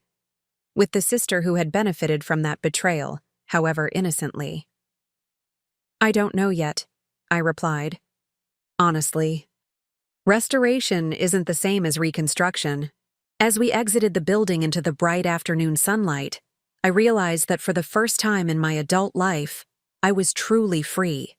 Not just financially, but psychologically. Free from the artificial constraints imposed by my parents' selective support. Free from the narrative of limited potential that had shaped my choices and expectations. The architect in me recognized this moment for what it was. Not the end of a difficult renovation, but the clearing of a site for entirely new construction. The foundations had been laid bare, the faulty structures demolished. What would rise? In their place remained to be determined, by my choices, my values, my authentic vision for my life. That vision, still forming but increasingly clear, extended far beyond the recovery of stolen funds. It encompassed the reclamation of stolen possibility, the career paths not taken, the risks not ventured, the potential not fully expressed, because I had internalized the message that my aspirations deserved only limited investment. As I walked toward the future I would now design for myself, I carried with me not just the promise of financial security, but something far more valuable. The knowledge that I was and had always been worthy of investment, worthy of opportunity, worthy of belief. The trust fund would be restored. The greater trust in myself, in my value, in my right to claim the full measure of my potential, was already rebuilt, stronger than before. The settlement agreement was executed with remarkable efficiency. Within 3 weeks, the first transfer appeared in the newly established trust account, $1. $2 million reclaimed from various investment vehicles my father had used to house my diverted inheritance. The remaining $1, $3 million plus calculated interest would follow in 2 additional installments over the next month. Catherine had insisted on an independent trustee, a fiduciary with no connection to my family, to oversee the restored funds, until the full amount was transferred and I assumed complete control. Jordan Lawson, a trust specialist with an impeccable reputation for ethical management, provided weekly updates on the restoration process with a transparency that stood in stark contrast to my parents' years of deception. "The second transfer is scheduled for Friday," he informed me during our 3rd weekly call. "Another $800,000 plus applicable interest. The funds are coming from your sister's trust, which is being proportionally reduced rather than eliminated. This arrangement preserves sufficient capital to complete her medical education without additional loans." I had insisted on this provision, not out of concern for my parents' finances, but to ensure Rebecca wouldn't suffer educational disruption because of their misconduct. The solution represented a balanced approach to remedy, restoring what was rightfully mine while acknowledging that my sister shouldn't bear the full burden of our parents' wrongdoing. "And my parents' acknowledgement of breach?" I asked, referring to the formal statement they had agreed to provide. "It's been drafted and is undergoing final review by their counsel," Jordan replied. Ms. Wu has been coordinating that aspect directly. The carefully negotiated restoration of my inheritance was proceeding according to plan, the legal machinery functioning with precision. My financial future had been reclaimed through a process that was clinical, orderly, and contained. The emotional aftermath, however, was neither clinical nor contained. As the initial shock of discovery and confrontation receded, I found myself in free fall, untethered from the family structure and narratives that had, however dysfunctionally, provided the framework for my identity. The ground beneath me had dissolved, revealing that it had been illusory all along. Now I was suspended between what had been and what might be, with no clear sense of how or where I would land. The sensation manifested physically as well as emotionally. I experienced periods of insomnia followed by exhaustion, appetite fluctuations, moments of disorientation in familiar places. My body seemed to be processing the trauma that my mind had temporarily sublimated in the focused pursuit of legal remedy. "This is normal," Dr. Elise Sharma, the therapist I had begun seeing weekly, assured me during our third session. "You're experiencing a profound disruption of your fundamental trust, not just in your parents, but in your understanding of reality itself. The narrative you constructed about your family, your place within it, your value and potential, all of it requires revision in light of what you've learned." "I should feel vindicated," I admitted, staring at the abstract painting hanging behind her desk, blues and grays swirling into patterns that almost, but not quite, resolved into recognizable forms. I won. The money's being restored. My parents had to acknowledge what they did. But instead, I feel hollow. Dr. Sharma nodded, her expression thoughtful. "Vindication is a poor substitute for the unconditional love and support that should have been your birthright. You've secured justice, but justice doesn't heal the wound of betrayal. That's a separate process. How do I even begin that process? Every memory now requires re-examination. Every family interaction, every decision about my education or career, every comparison between my sister and me. It's all tainted by the knowledge of their fundamental dishonesty." "Start by acknowledging that your perceptions weren't wrong," she suggested. "The inequity you sensed but couldn't quite articulate? It was real. The feeling that you were being held to different standards than your sister? Also real. Your parents' deception required your compliance, which they secured by conditioning you to doubt your own observations and accept their narrative as objective truth. This perspective, that my intuitive sense of unfairness had been accurate, all along, despite my parents' careful gaslighting, was both validating and disturbing. For years, I had suppressed my awareness of the disparities in how my sister and I were treated, accepting the rationalizations offered. Rebecca needed more support. Medicine was more demanding than architecture. Her potential contributions to society warranted greater investment. I let them convince me that wanting more was selfish, I realized aloud, that my ambitions were less worthy of support, that my dreams were luxuries rather than legitimate aspirations. "And now?" Dr. Sharma prompted. "Now that you know the truth about their manipulation, how does that change your understanding of your own desires and ambitions?" The question crystallized, something that had been forming at the edges of my consciousness since the confrontation with my parents. If their assessment of my potential had been deliberately diminished to justify redirecting resources to my sister, then their guidance about my career path, the practical, modest, realistic path they had encouraged, might be equally suspect. "I think I've been building a career based on their limited vision of what I could or should become," I said slowly. "I chose conventional architecture over environmental design because they convinced me it was more practical, more secure. I stayed at a firm that consistently sidelined my sustainability innovations because challenging the status quo seemed presumptuous.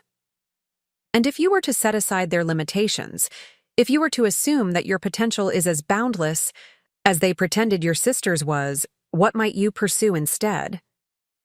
The question opened a door I had kept firmly closed for years. Behind it waited the dreams I had carefully packed away as unrealistic, impractical, beyond my rightful expectations.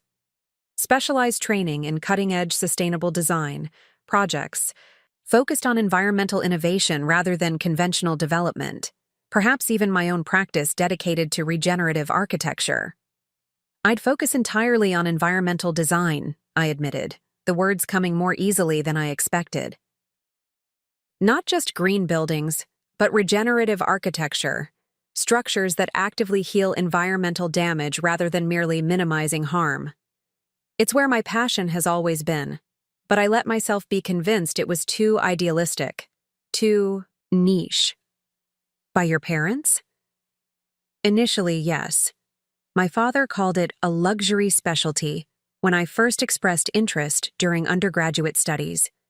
He suggested it was something I could dabble in after establishing myself in conventional architecture. My mother worried it wouldn't provide reliable income. They never explicitly forbade it, but they made you question whether you deserved to pursue it, Dr. Sharma finished. Whether your dreams warranted the same level of investment and risk that your sisters did. Exactly. The recognition felt like a weight lifting, not just from my shoulders but from my imagination itself. And I internalized their assessment, so completely that even after achieving financial independence, I continued to limit my professional aspirations accordingly. That's how effective conditioning works, Dr. Sharma observed. It persists long after the external constraints are removed because it becomes self-imposed. The insight resonated deeply. My parents' theft of my inheritance represented a tangible, quantifiable harm that could be addressed through legal channels. But their theft of my self-belief, their systematic diminishment of my sense of entitlement to opportunity and support, was a subtler, more insidious injury. One that legal remedies couldn't touch. So what now? I asked, genuinely uncertain. The money's being restored, but how do I restore the confidence, the ambition, the sense of possibility they spent years undermining? The same way you reclaimed your inheritance, Dr. Sharma replied. Through conscious recognition of what was taken, clear-eyed assessment of the mechanisms of theft, and deliberate action to restore what was lost. The difference is that this process happens internally rather than through external systems like courts. That sounds daunting. It is, she acknowledged, but you've already begun. The very fact that you can articulate these realizations indicates that the restoration is underway. The question is how far you're willing to go in reclaiming, not just financial resources, but the full scope of your potential. As I left her office that afternoon, I found myself considering that question with new intensity.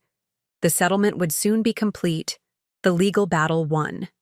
The funds that should have been mine all along would soon be fully restored.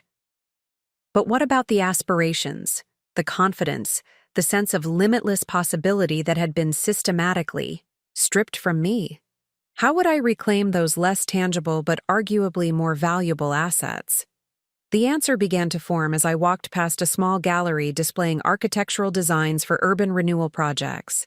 A sign in the window announced, "An upcoming lecture series on regenerative design principles by Helena Rosenthal, a pioneer in the field I had long admired from a cautious distance." Without hesitation, I pushed open the gallery door and approached the receptionist. "Is registration still open for the Rosenthal lecture series?" "It is, but space is limited," she replied. "The sessions include workshop components, so they're capping attendance at 30 participants." "I'd like to register," I stated, reaching for my credit card. A small but decisive step toward reclamation. That evening, I received a text from Rebecca. Mom told me about the second transfer. Are you okay with everything? Can we talk soon? My relationship with my sister remained complicated. A delicate negotiation between recognizing her unwitting role in our parents' scheme and acknowledging our shared manipulation, albeit from opposite sides of the favoritism equation. We had spoken only briefly since the settlement proceedings began, our conversations carefully constrained to practical matters related to the financial reorganization. I stared at her message, considering my response.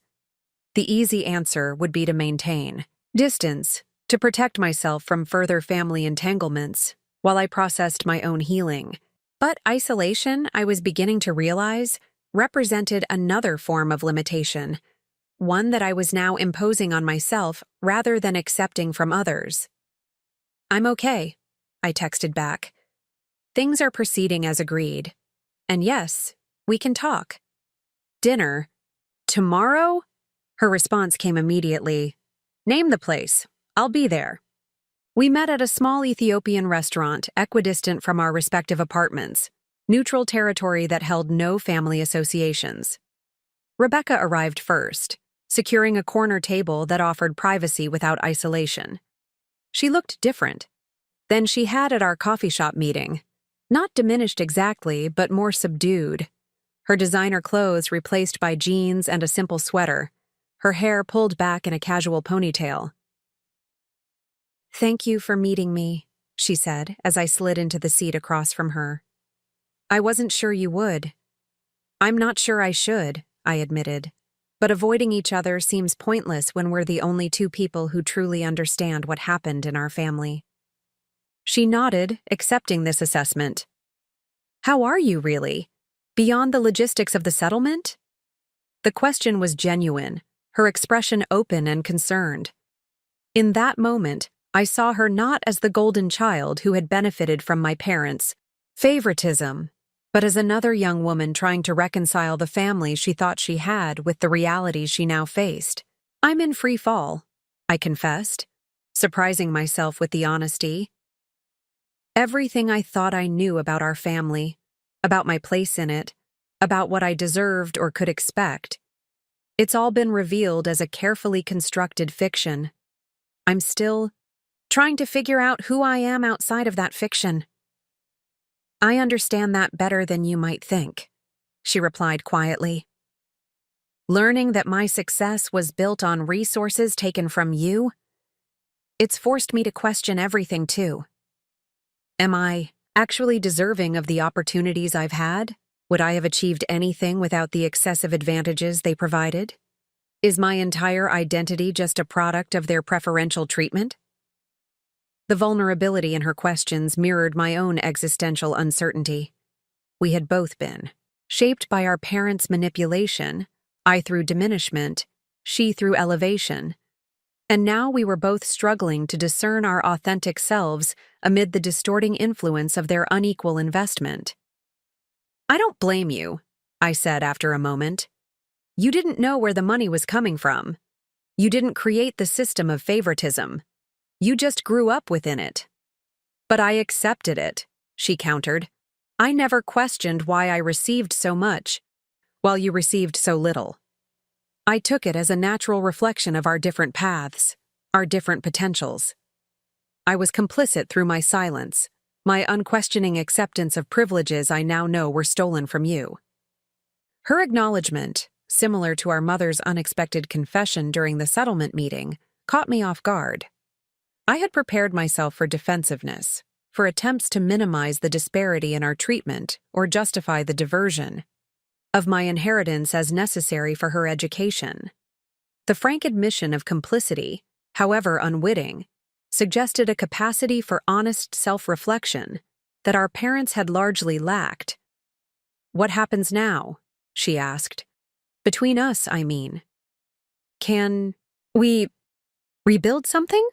Or is the damage too fundamental?" I considered the question seriously, examining my feelings without the distorting lens of familial obligation or the ingrained habit of self-sacrifice that had characterized so much of my relationship with my family. "I don't know," I answered. "Honestly." I think we need to build something new rather than trying to rehabilitate a relationship that was founded on inequality. But I'm not ready to give up on having a sister, even if the sister I thought I had never really existed. Relief flickered across her features. I'd like that, to build something new, something real this time. As we shared the injera bread and various stews served family style on a large platter, our conversation gradually shifted from the weighty topics of betrayal and identity to more immediate matters. Rebecca spoke about her medical studies, but with a new self-awareness about the privileges that had smoothed her path. I shared my recent registration for the Regenerative Design Lecture Series, my tentative steps toward reclaiming professional aspirations I had long suppressed. "You'd be amazing at that," she said with genuine enthusiasm. "I remember those sketches you used to do, buildings that incorporated living systems, that generated more energy than they consumed. Even in high school, your ideas were revolutionary." The recognition that she had seen and valued my passion, even when our parents had dismissed it as impractical, offered a small but meaningful counterbalance to years of having my ambitions minimized. By the time we parted, something had shifted between us. Not reconciliation exactly, but the beginning of a more honest connection. One built on clear-eyed acknowledgement of the past, rather than the careful evasions and unspoken hierarchies that had characterized our previous relationship. As I walked home through the warm evening, I realized that the sensation of free fall had subtly changed. I was still suspended between my old life and whatever would come next, still untethered from the family structure that had defined me for 25 years. But the terror of that suspension had begun to transform into something else, a recognition that free fall, while frightening, also represented a form of flight. The ground I had lost, the false foundation of my family's conditional support and manufactured narrative, was not worth regaining. What awaited me at the end of this free fall was not a crash, but the opportunity to land on terrain of my own choosing. To build a life structured according to my authentic potential, rather than their limited vision of what I deserved. For the first time since William Kensington's early morning phone call had shattered my understanding of my family, I felt something unexpected stirring beneath the hurt and anger and disorientation. A tentative but growing sense of liberation. The final transfer arrived on a Wednesday morning in early October. $895 $400 plus accumulated interest deposited into the trust account that would soon be under my complete control. With this transaction, the formal restoration of my inheritance was complete. The legal battle had been won with surprising efficiency, the settlement executed according to terms, the financial remedy secured in full. "Congratulations," Catherine Wu said when she called to confirm the transfer. "The funds are now being prepared for transition to your direct management. Jordan will schedule a final meeting to review your options and complete the necessary paperwork." "Thank you," I replied, the words inadequate for the transformation her advocacy had helped facilitate.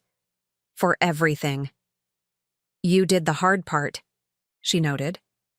"Standing up to family is infinitely more difficult than navigating legal processes. Most people in your situation would have accepted some form of compromise rather than pursuing full restoration."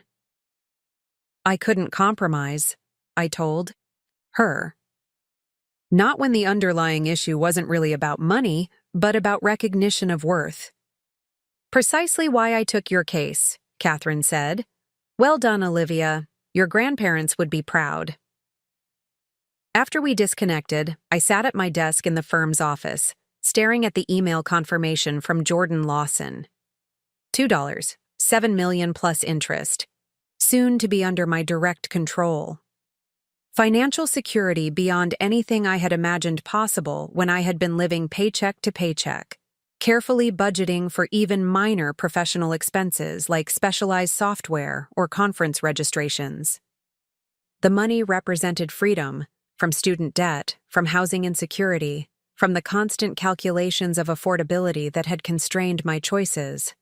But more significantly, it represented vindication. Proof that my grandparents had seen value in me worthy of substantial investment, that my future had been deemed worthy of meaningful support. With that vindication came responsibility. How would I use this restored resource? What would I build with this inheritance that represented not just financial capital, but my grandparents' belief in my potential? The questions lingered as I moved through my workday, reviewing construction documents for the mid-rise apartment complex that represented my primary project at Harmon & Associates. The design was competent but conventional, energy efficient by current standards, but far from the regenerative principles I had advocated for and seen repeatedly sidelined as too experimental or cost-prohibitive. Marcus passed my desk just before lunch, dropping a marked-up set of elevations onto my keyboard. Client wants traditional brick facing instead of the living wall system you proposed, says it's more marketable to their demographic. I stared at the revisions, seeing in them the pattern that had defined my professional experience thus far. Innovative environmental solutions systematically replaced with conventional approaches, my expertise acknowledged but ultimately disregarded, my vision subordinated to market considerations deemed more important than ecological impact. The living wall would reduce heating and cooling costs by at least 18%, I pointed out. It would improve air quality for residents and contribute to urban biodiversity. The maintenance costs are offset by energy savings within 7 years. Marcus shrugged. Client doesn't care. They want brick because brick sells. Make the changes by Thursday. As he walked away, I felt something shift within me. A quiet but definitive click, like a lock disengaging. For years, I had accepted such dismissals as the natural order of architectural practice. I had internalized the message that my environmental priorities were secondary to market concerns, just as I had internalized my parents' message that my aspirations were secondary to my sisters'.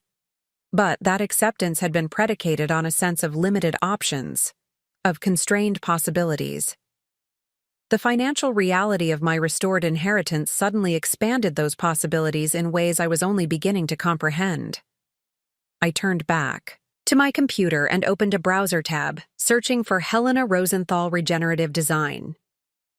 The pioneering architect's website showcased projects that perfectly aligned with my suppressed ambitions. Buildings that generated more energy than they consumed, that purified water and air, that created habitat for displaced wildlife within urban contexts. At the bottom of the page, a small notice caught my attention. Seeking experienced architect with passion for regenerative design principles to join our growing team. Position based in Portland office with potential for hybrid arrangement. My heart rate accelerated as I clicked through to the job description. The role required exactly the skills I had been developing on my own time, while my official work focused on conventional projects. The application deadline was the following week. For a moment, I hesitated, the ingrained caution of someone accustomed to limited options asserting itself.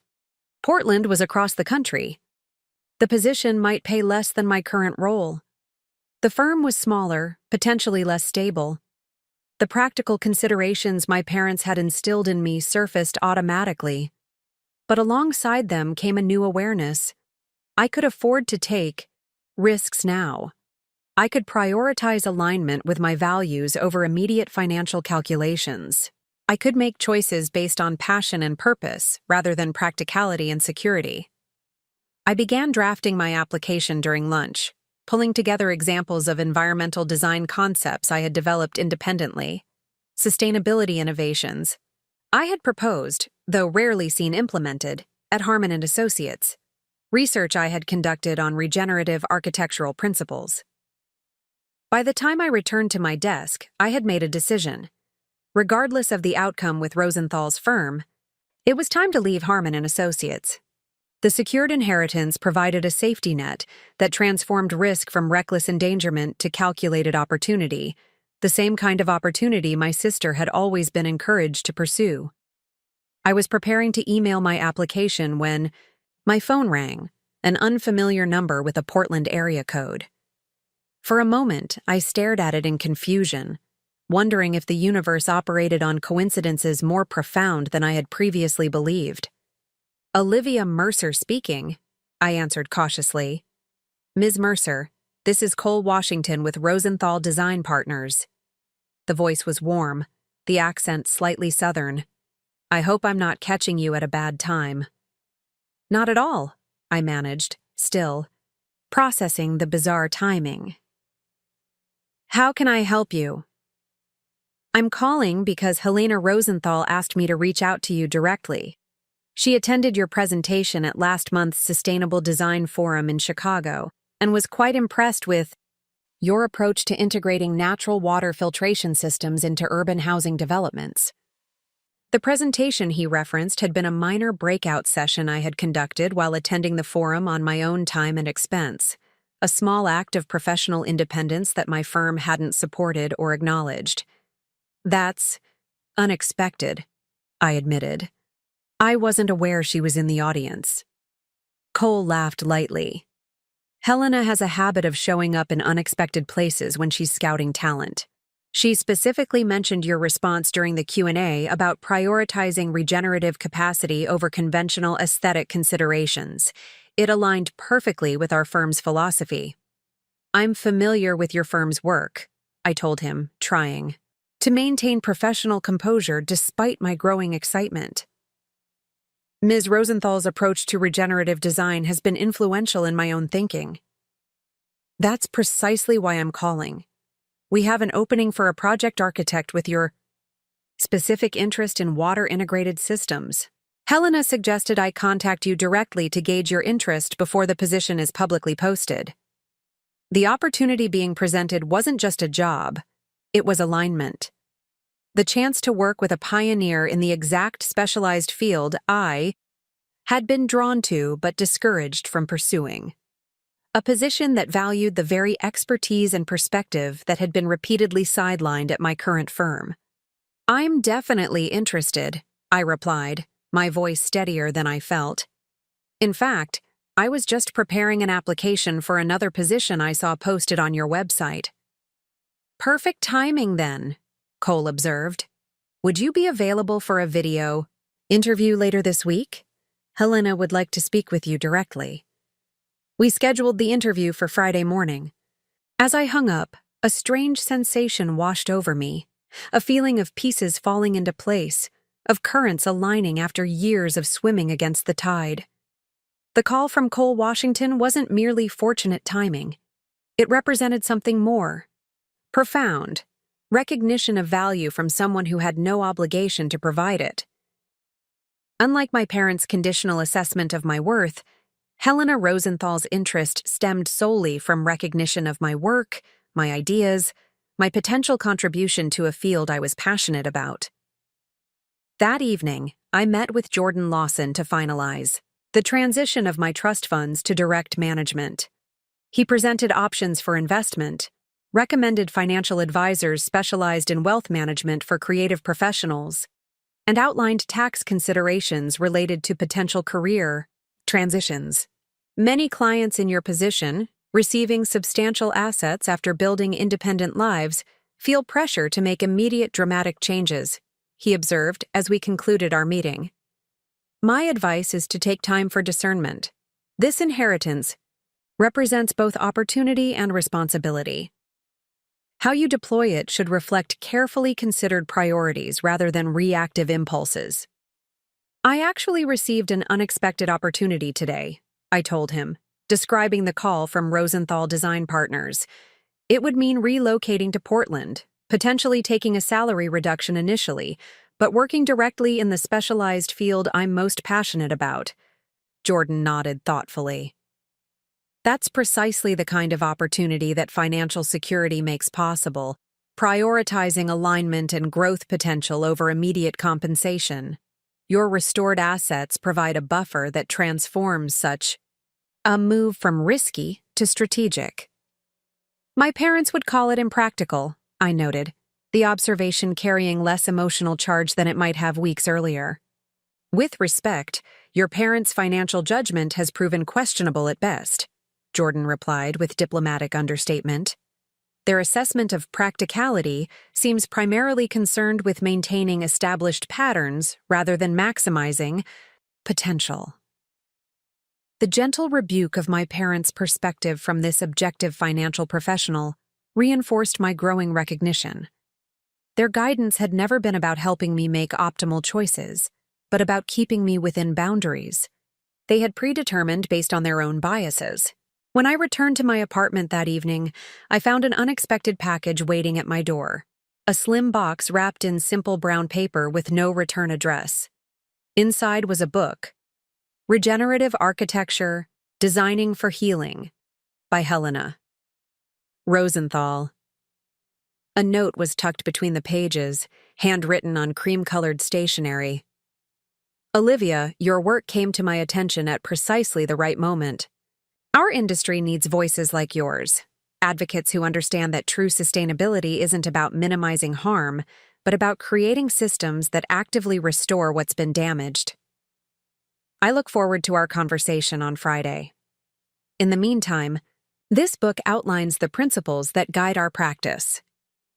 Your water integration concepts suggest you're already thinking along similar lines. With appreciation for your perspective, Helena Rosenthal. I traced my fingers over the signature, marveling at the unexpected personal touch from someone whose work I had admired from afar. The book wasn't merely a professional courtesy. It was an acknowledgement of shared vision, a recognition of value that required no family connection or obligation. That night, I stayed up until dawn reading Rosenthal's book, finding in her philosophy the articulation of principles I had intuited, but never seen fully implemented. Her approach integrated ecological systems, community needs, and aesthetic considerations into a coherent whole that prioritized healing of environments, of communities, of the disconnection between human habitation and natural systems. As morning light filtered through my windows, I reached a decision that felt both daring and inevitable. I would pursue the position with Rosenthal Design Partners, regardless of potential financial implications. I would relocate to Portland if offered the role. I would use my newly secured resources not as a safety net for continuing along a conventional path, but as a launching pad for the career I had always wanted but been discouraged from pursuing. The inheritance my grandparents had left me, the one my parents had attempted to redirect, would now serve its intended purpose, providing the freedom to pursue my fullest potential without compromise. On Friday morning, I prepared for my interview, with Helena Rosenthal with a sense of purpose I hadn't experienced in years. I gathered my portfolio, including concepts and designs that had been developed during evening hours and weekends, the work that represented my authentic vision rather than my firm's commercial priorities. As I waited for the video call to connect, I glanced at my grandmother's letter, which I had framed and placed on my desk as a daily reminder of her intention. Use it wisely, but don't be afraid to use it joyfully.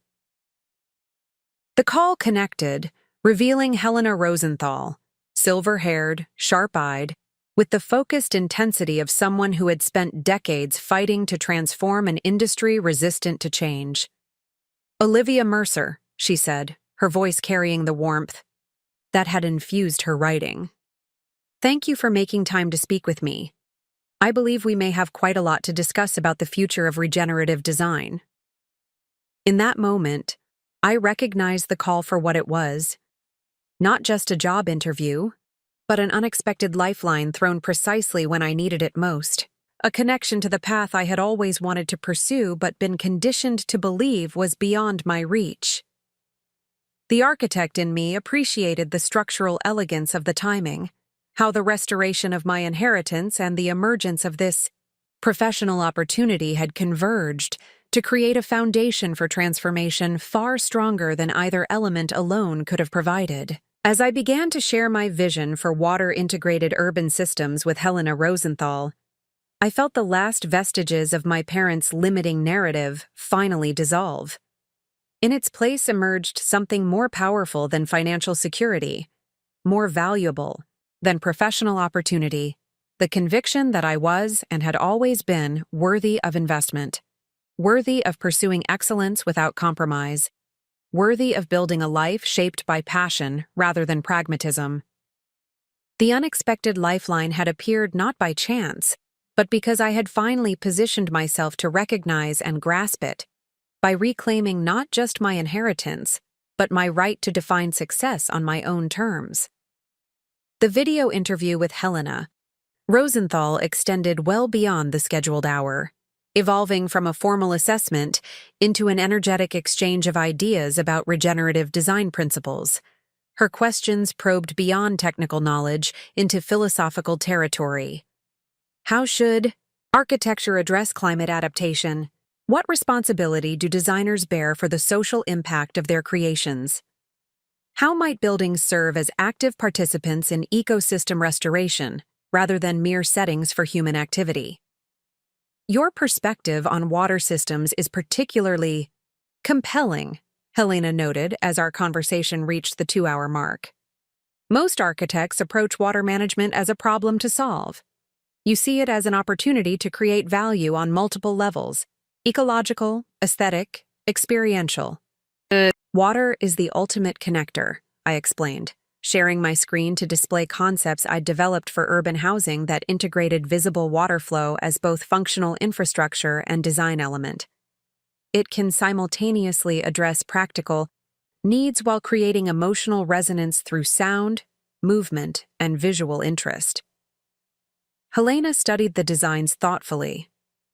These concepts are sophisticated, especially considering your current firm's conventional portfolio. Have any been implemented? No, I admitted. At Harman & Associates, environmental innovations are typically valued in theory, but deemed too experimental for actual projects. These designs represent my independent work, developed outside office hours. She nodded, unsurprised. The gap between institutional rhetoric about sustainability and willingness to implement truly regenerative approaches remains frustratingly wide, which is precisely why we've built our practice around clients who specifically seek environmental leadership rather than mere compliance. By the interview's conclusion, Helena's interest had crystallized into a concrete offer: a senior design position at Rosenthal Design Partners' Portland office, leading water integration strategies for their expanding portfolio of regenerative projects. The salary was indeed lower than my current compensation at Harman & Associates, but included profit sharing and substantial autonomy over project development. We need your response within 2 weeks, she explained. We're assembling a team for the Cascade Commons project, a mixed-use development committed to water-positive design. It would be an ideal showcase for your specific expertise. The offer represented everything I had secretly wanted but been conditioned to believe was impractical, unrealistic, beyond my proper expectations. Now it sat before me, concrete and attainable, challenging me to step beyond the limitations I had internalized. I'm deeply interested, I told her. I just need time to consider the logistics of relocation. Of course, Portland's housing market can be challenging, particularly if you're unfamiliar with the neighborhoods. I'll have Cole send information about areas that might align with your preferences. After disconnecting, I sat in stillness, absorbing the significance of what had just occurred. An internationally respected architect had recognized value in precisely the work my current firm consistently marginalized. She had offered not just employment, but partnership in advancing principles I deeply believed in. The opportunity was simultaneously exhilarating and terrifying. Portland was 3,000 miles away from everything familiar: my apartment, my limited but established professional network, the city I had navigated with increasing confidence since college. The position would require learning entirely new professional systems, building relationships from scratch, establishing credibility in an unfamiliar community. My phone chimed with an email notification from Cole, Washington, containing information about Portland neighborhoods, estimated relocation costs, and contact information for real estate agents familiar with the firm's previous transplants. The thoroughness of the resources underscored the seriousness of their interest, while making the prospect of relocation feel more manageable. A second email arrived moments later, this one from Jordan Lawson, confirming that the final paperwork for the trust transition had been processed. My inheritance was now fully restored and under my direct control. The independent trustees, oversight no longer necessary. Perfect timing, I murmured, recognizing how the convergence of financial security and professional opportunity created possibilities that neither element alone could have provided. The following Monday, I requested a meeting with Diane Harmon, the firm's founding principal. Her assistant's eyebrows raised slightly at my request. Junior architects rarely sought direct audiences with the firm's leadership, but scheduled 30 minutes for Wednesday afternoon. I spent the intervening time preparing a detailed transition plan for my current projects, organizing documentation, and creating comprehensive handoff materials. Whatever decision I ultimately made about Rosenthal's offer, I was determined to conduct myself with the professionalism that had always characterized my work. On Wednesday, I arrived at Diane's office precisely on time, portfolio and project transition documents in hand. Her corner office offered sweeping views of the city skyline, many buildings she had personally designed during 4 decades of conventional architectural practice.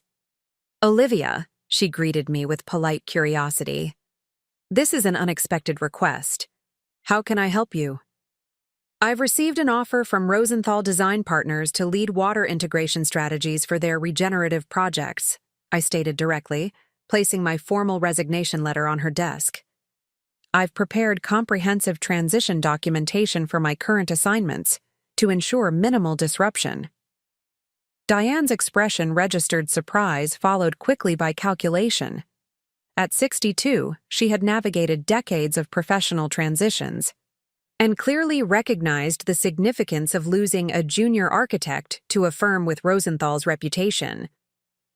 "Helena's operation is certainly innovative," she acknowledged, examining my letter, "though smaller and less established than what we offer here. Have you considered the career implications of moving to a boutique firm focused on experimental approaches? The security we provide?" "With respect," I interrupted gently, "my decision isn't primarily about security or advancement in conventional terms. It's about alignment between my professional work and my core values regarding environmental design." She studied me with renewed attention. "I wasn't aware you had such strong feelings about Rosenthal's approach. You've never advocated for similar directions in our project meetings." "I have, actually. The living wall system for the Westridge development, the rainwater collection and filtration proposal for Columbia Heights, the passive cooling strategies for the University Research Center. All were presented with supporting research and subsequently replaced with conventional systems." Diane's expression shifted as she mentally reviewed these projects. "Those were your concepts? I was under the impression they came from our sustainability consultants." "They were my designs, developed from my research. The attribution wasn't always clear in the presentations brought to your level." Understanding dawned in her eyes, recognition of how promising innovations from junior team members could be obscured within hierarchical structures, how talent could be overlooked through systematic patterns of credit distribution.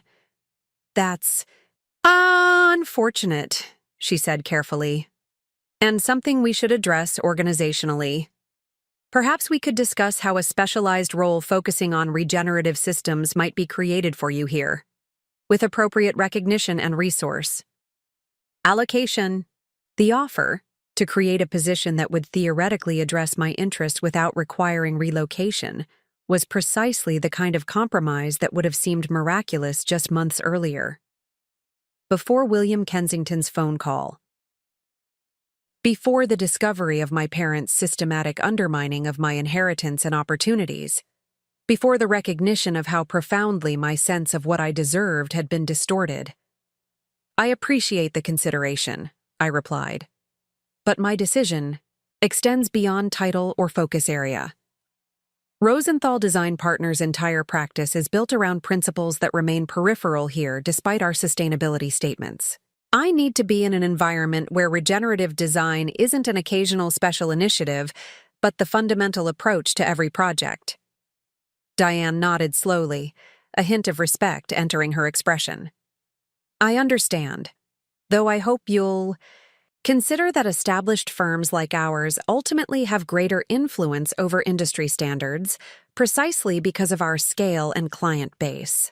"That's a valid perspective," I acknowledged. "And perhaps someday our approaches will converge. But for now, I need to be where the gap between stated values and implemented practice is narrowest." We concluded the meeting professionally, Diane, accepting my resignation while expressing hope that our professional paths might intersect in the future. As I left her office, I felt the subtle weight of institutional constraints lifting from my shoulders, constraints I had accepted for so long I had ceased to consciously register their pressure. The 2 weeks between resignation and departure unfolded with unexpected intensity. Colleagues expressed surprise at my decision, some congratulating me on the prestigious connection with Rosenthal, while others questioned the practicality of relocating for a position with a smaller firm. Marcus, who had consistently sidelined my environmental innovations, seemed particularly disconcerted. "Rosenthal's projects are interesting conceptually," he commented during a project handoff meeting, "but their market impact is limited. Most clients aren't willing to pay the premium for those regenerative systems." "That's changing," I replied.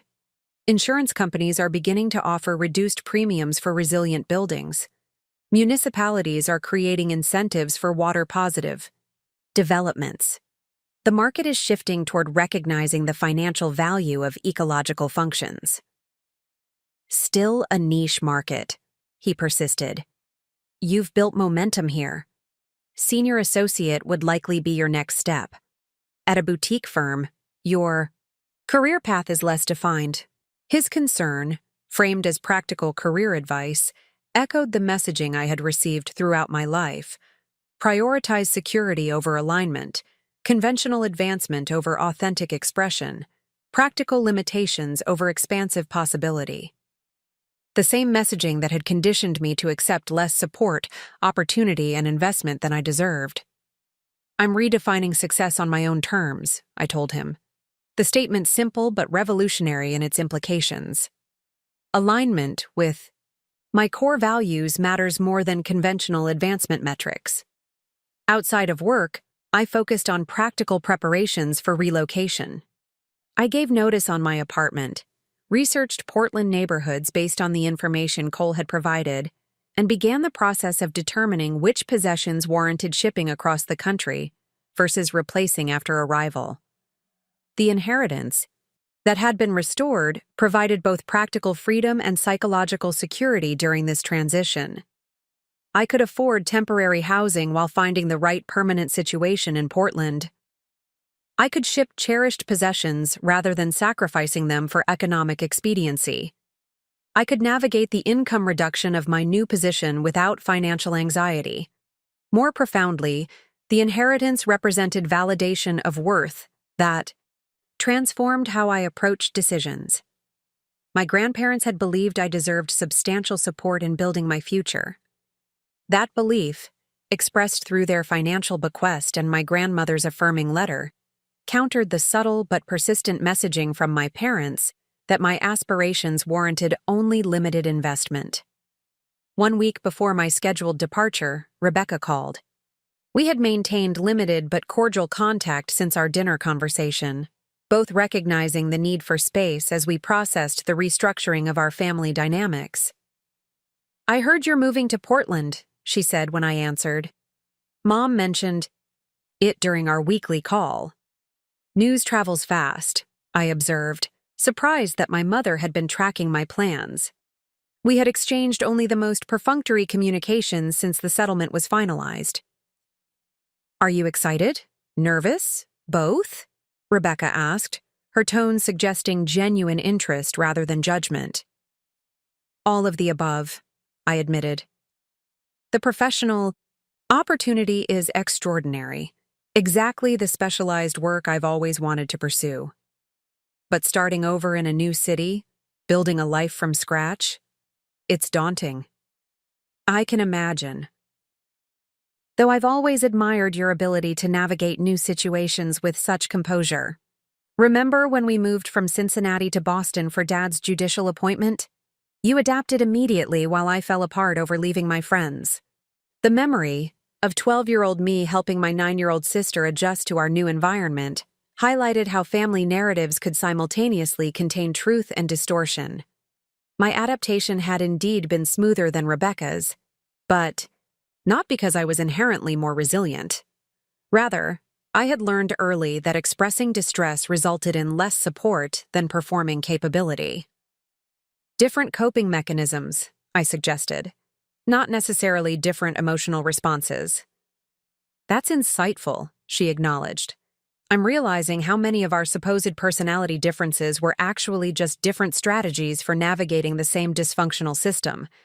Her observation that our contrasting behaviors had developed in response to our parents' unequal treatment, rather than reflecting innate characteristics, represented significant growth in self-awareness. The golden child was beginning to recognize the artificiality of the pedestal she had been placed upon. Listen, she continued. I know things between us are still evolving, but I'd like to help with your move if you're open to it. I have rotation break coming up, 5 days free from clinical duties. I could fly out, help you pack, maybe even drive across country with you if you're planning a road trip, rather than flying. The offer was unexpected, a concrete gesture of support rather than mere verbal acknowledgement. It suggested a willingness to invest time and effort in restructuring our relationship on more equitable terms. That's really generous, I said carefully. But wouldn't that disrupt your studies? I know how intensive your clinical rotations are. Some things are more important than perfect attendance, she replied. Like being there for my sister during a major life transition. Besides, I've never seen the northern route across the country. It could be an adventure for both of us. The suggestion of shared adventure rather than one-sided assistance shifted the dynamic from potential obligation to mutual opportunity. It represented a new language of relationship, one based on reciprocity rather than the hierarchy that had characterized our interactions throughout childhood.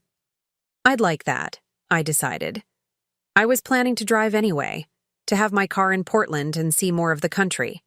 Having company would make it more enjoyable. We finalized plans for her arrival the following week, agreeing to spend 2 days packing my apartment before beginning the cross-country journey. The conversation ended with a tentative warmth that felt neither forced nor obligatory, a genuine connection emerging from the rubble of our parents' manipulative system.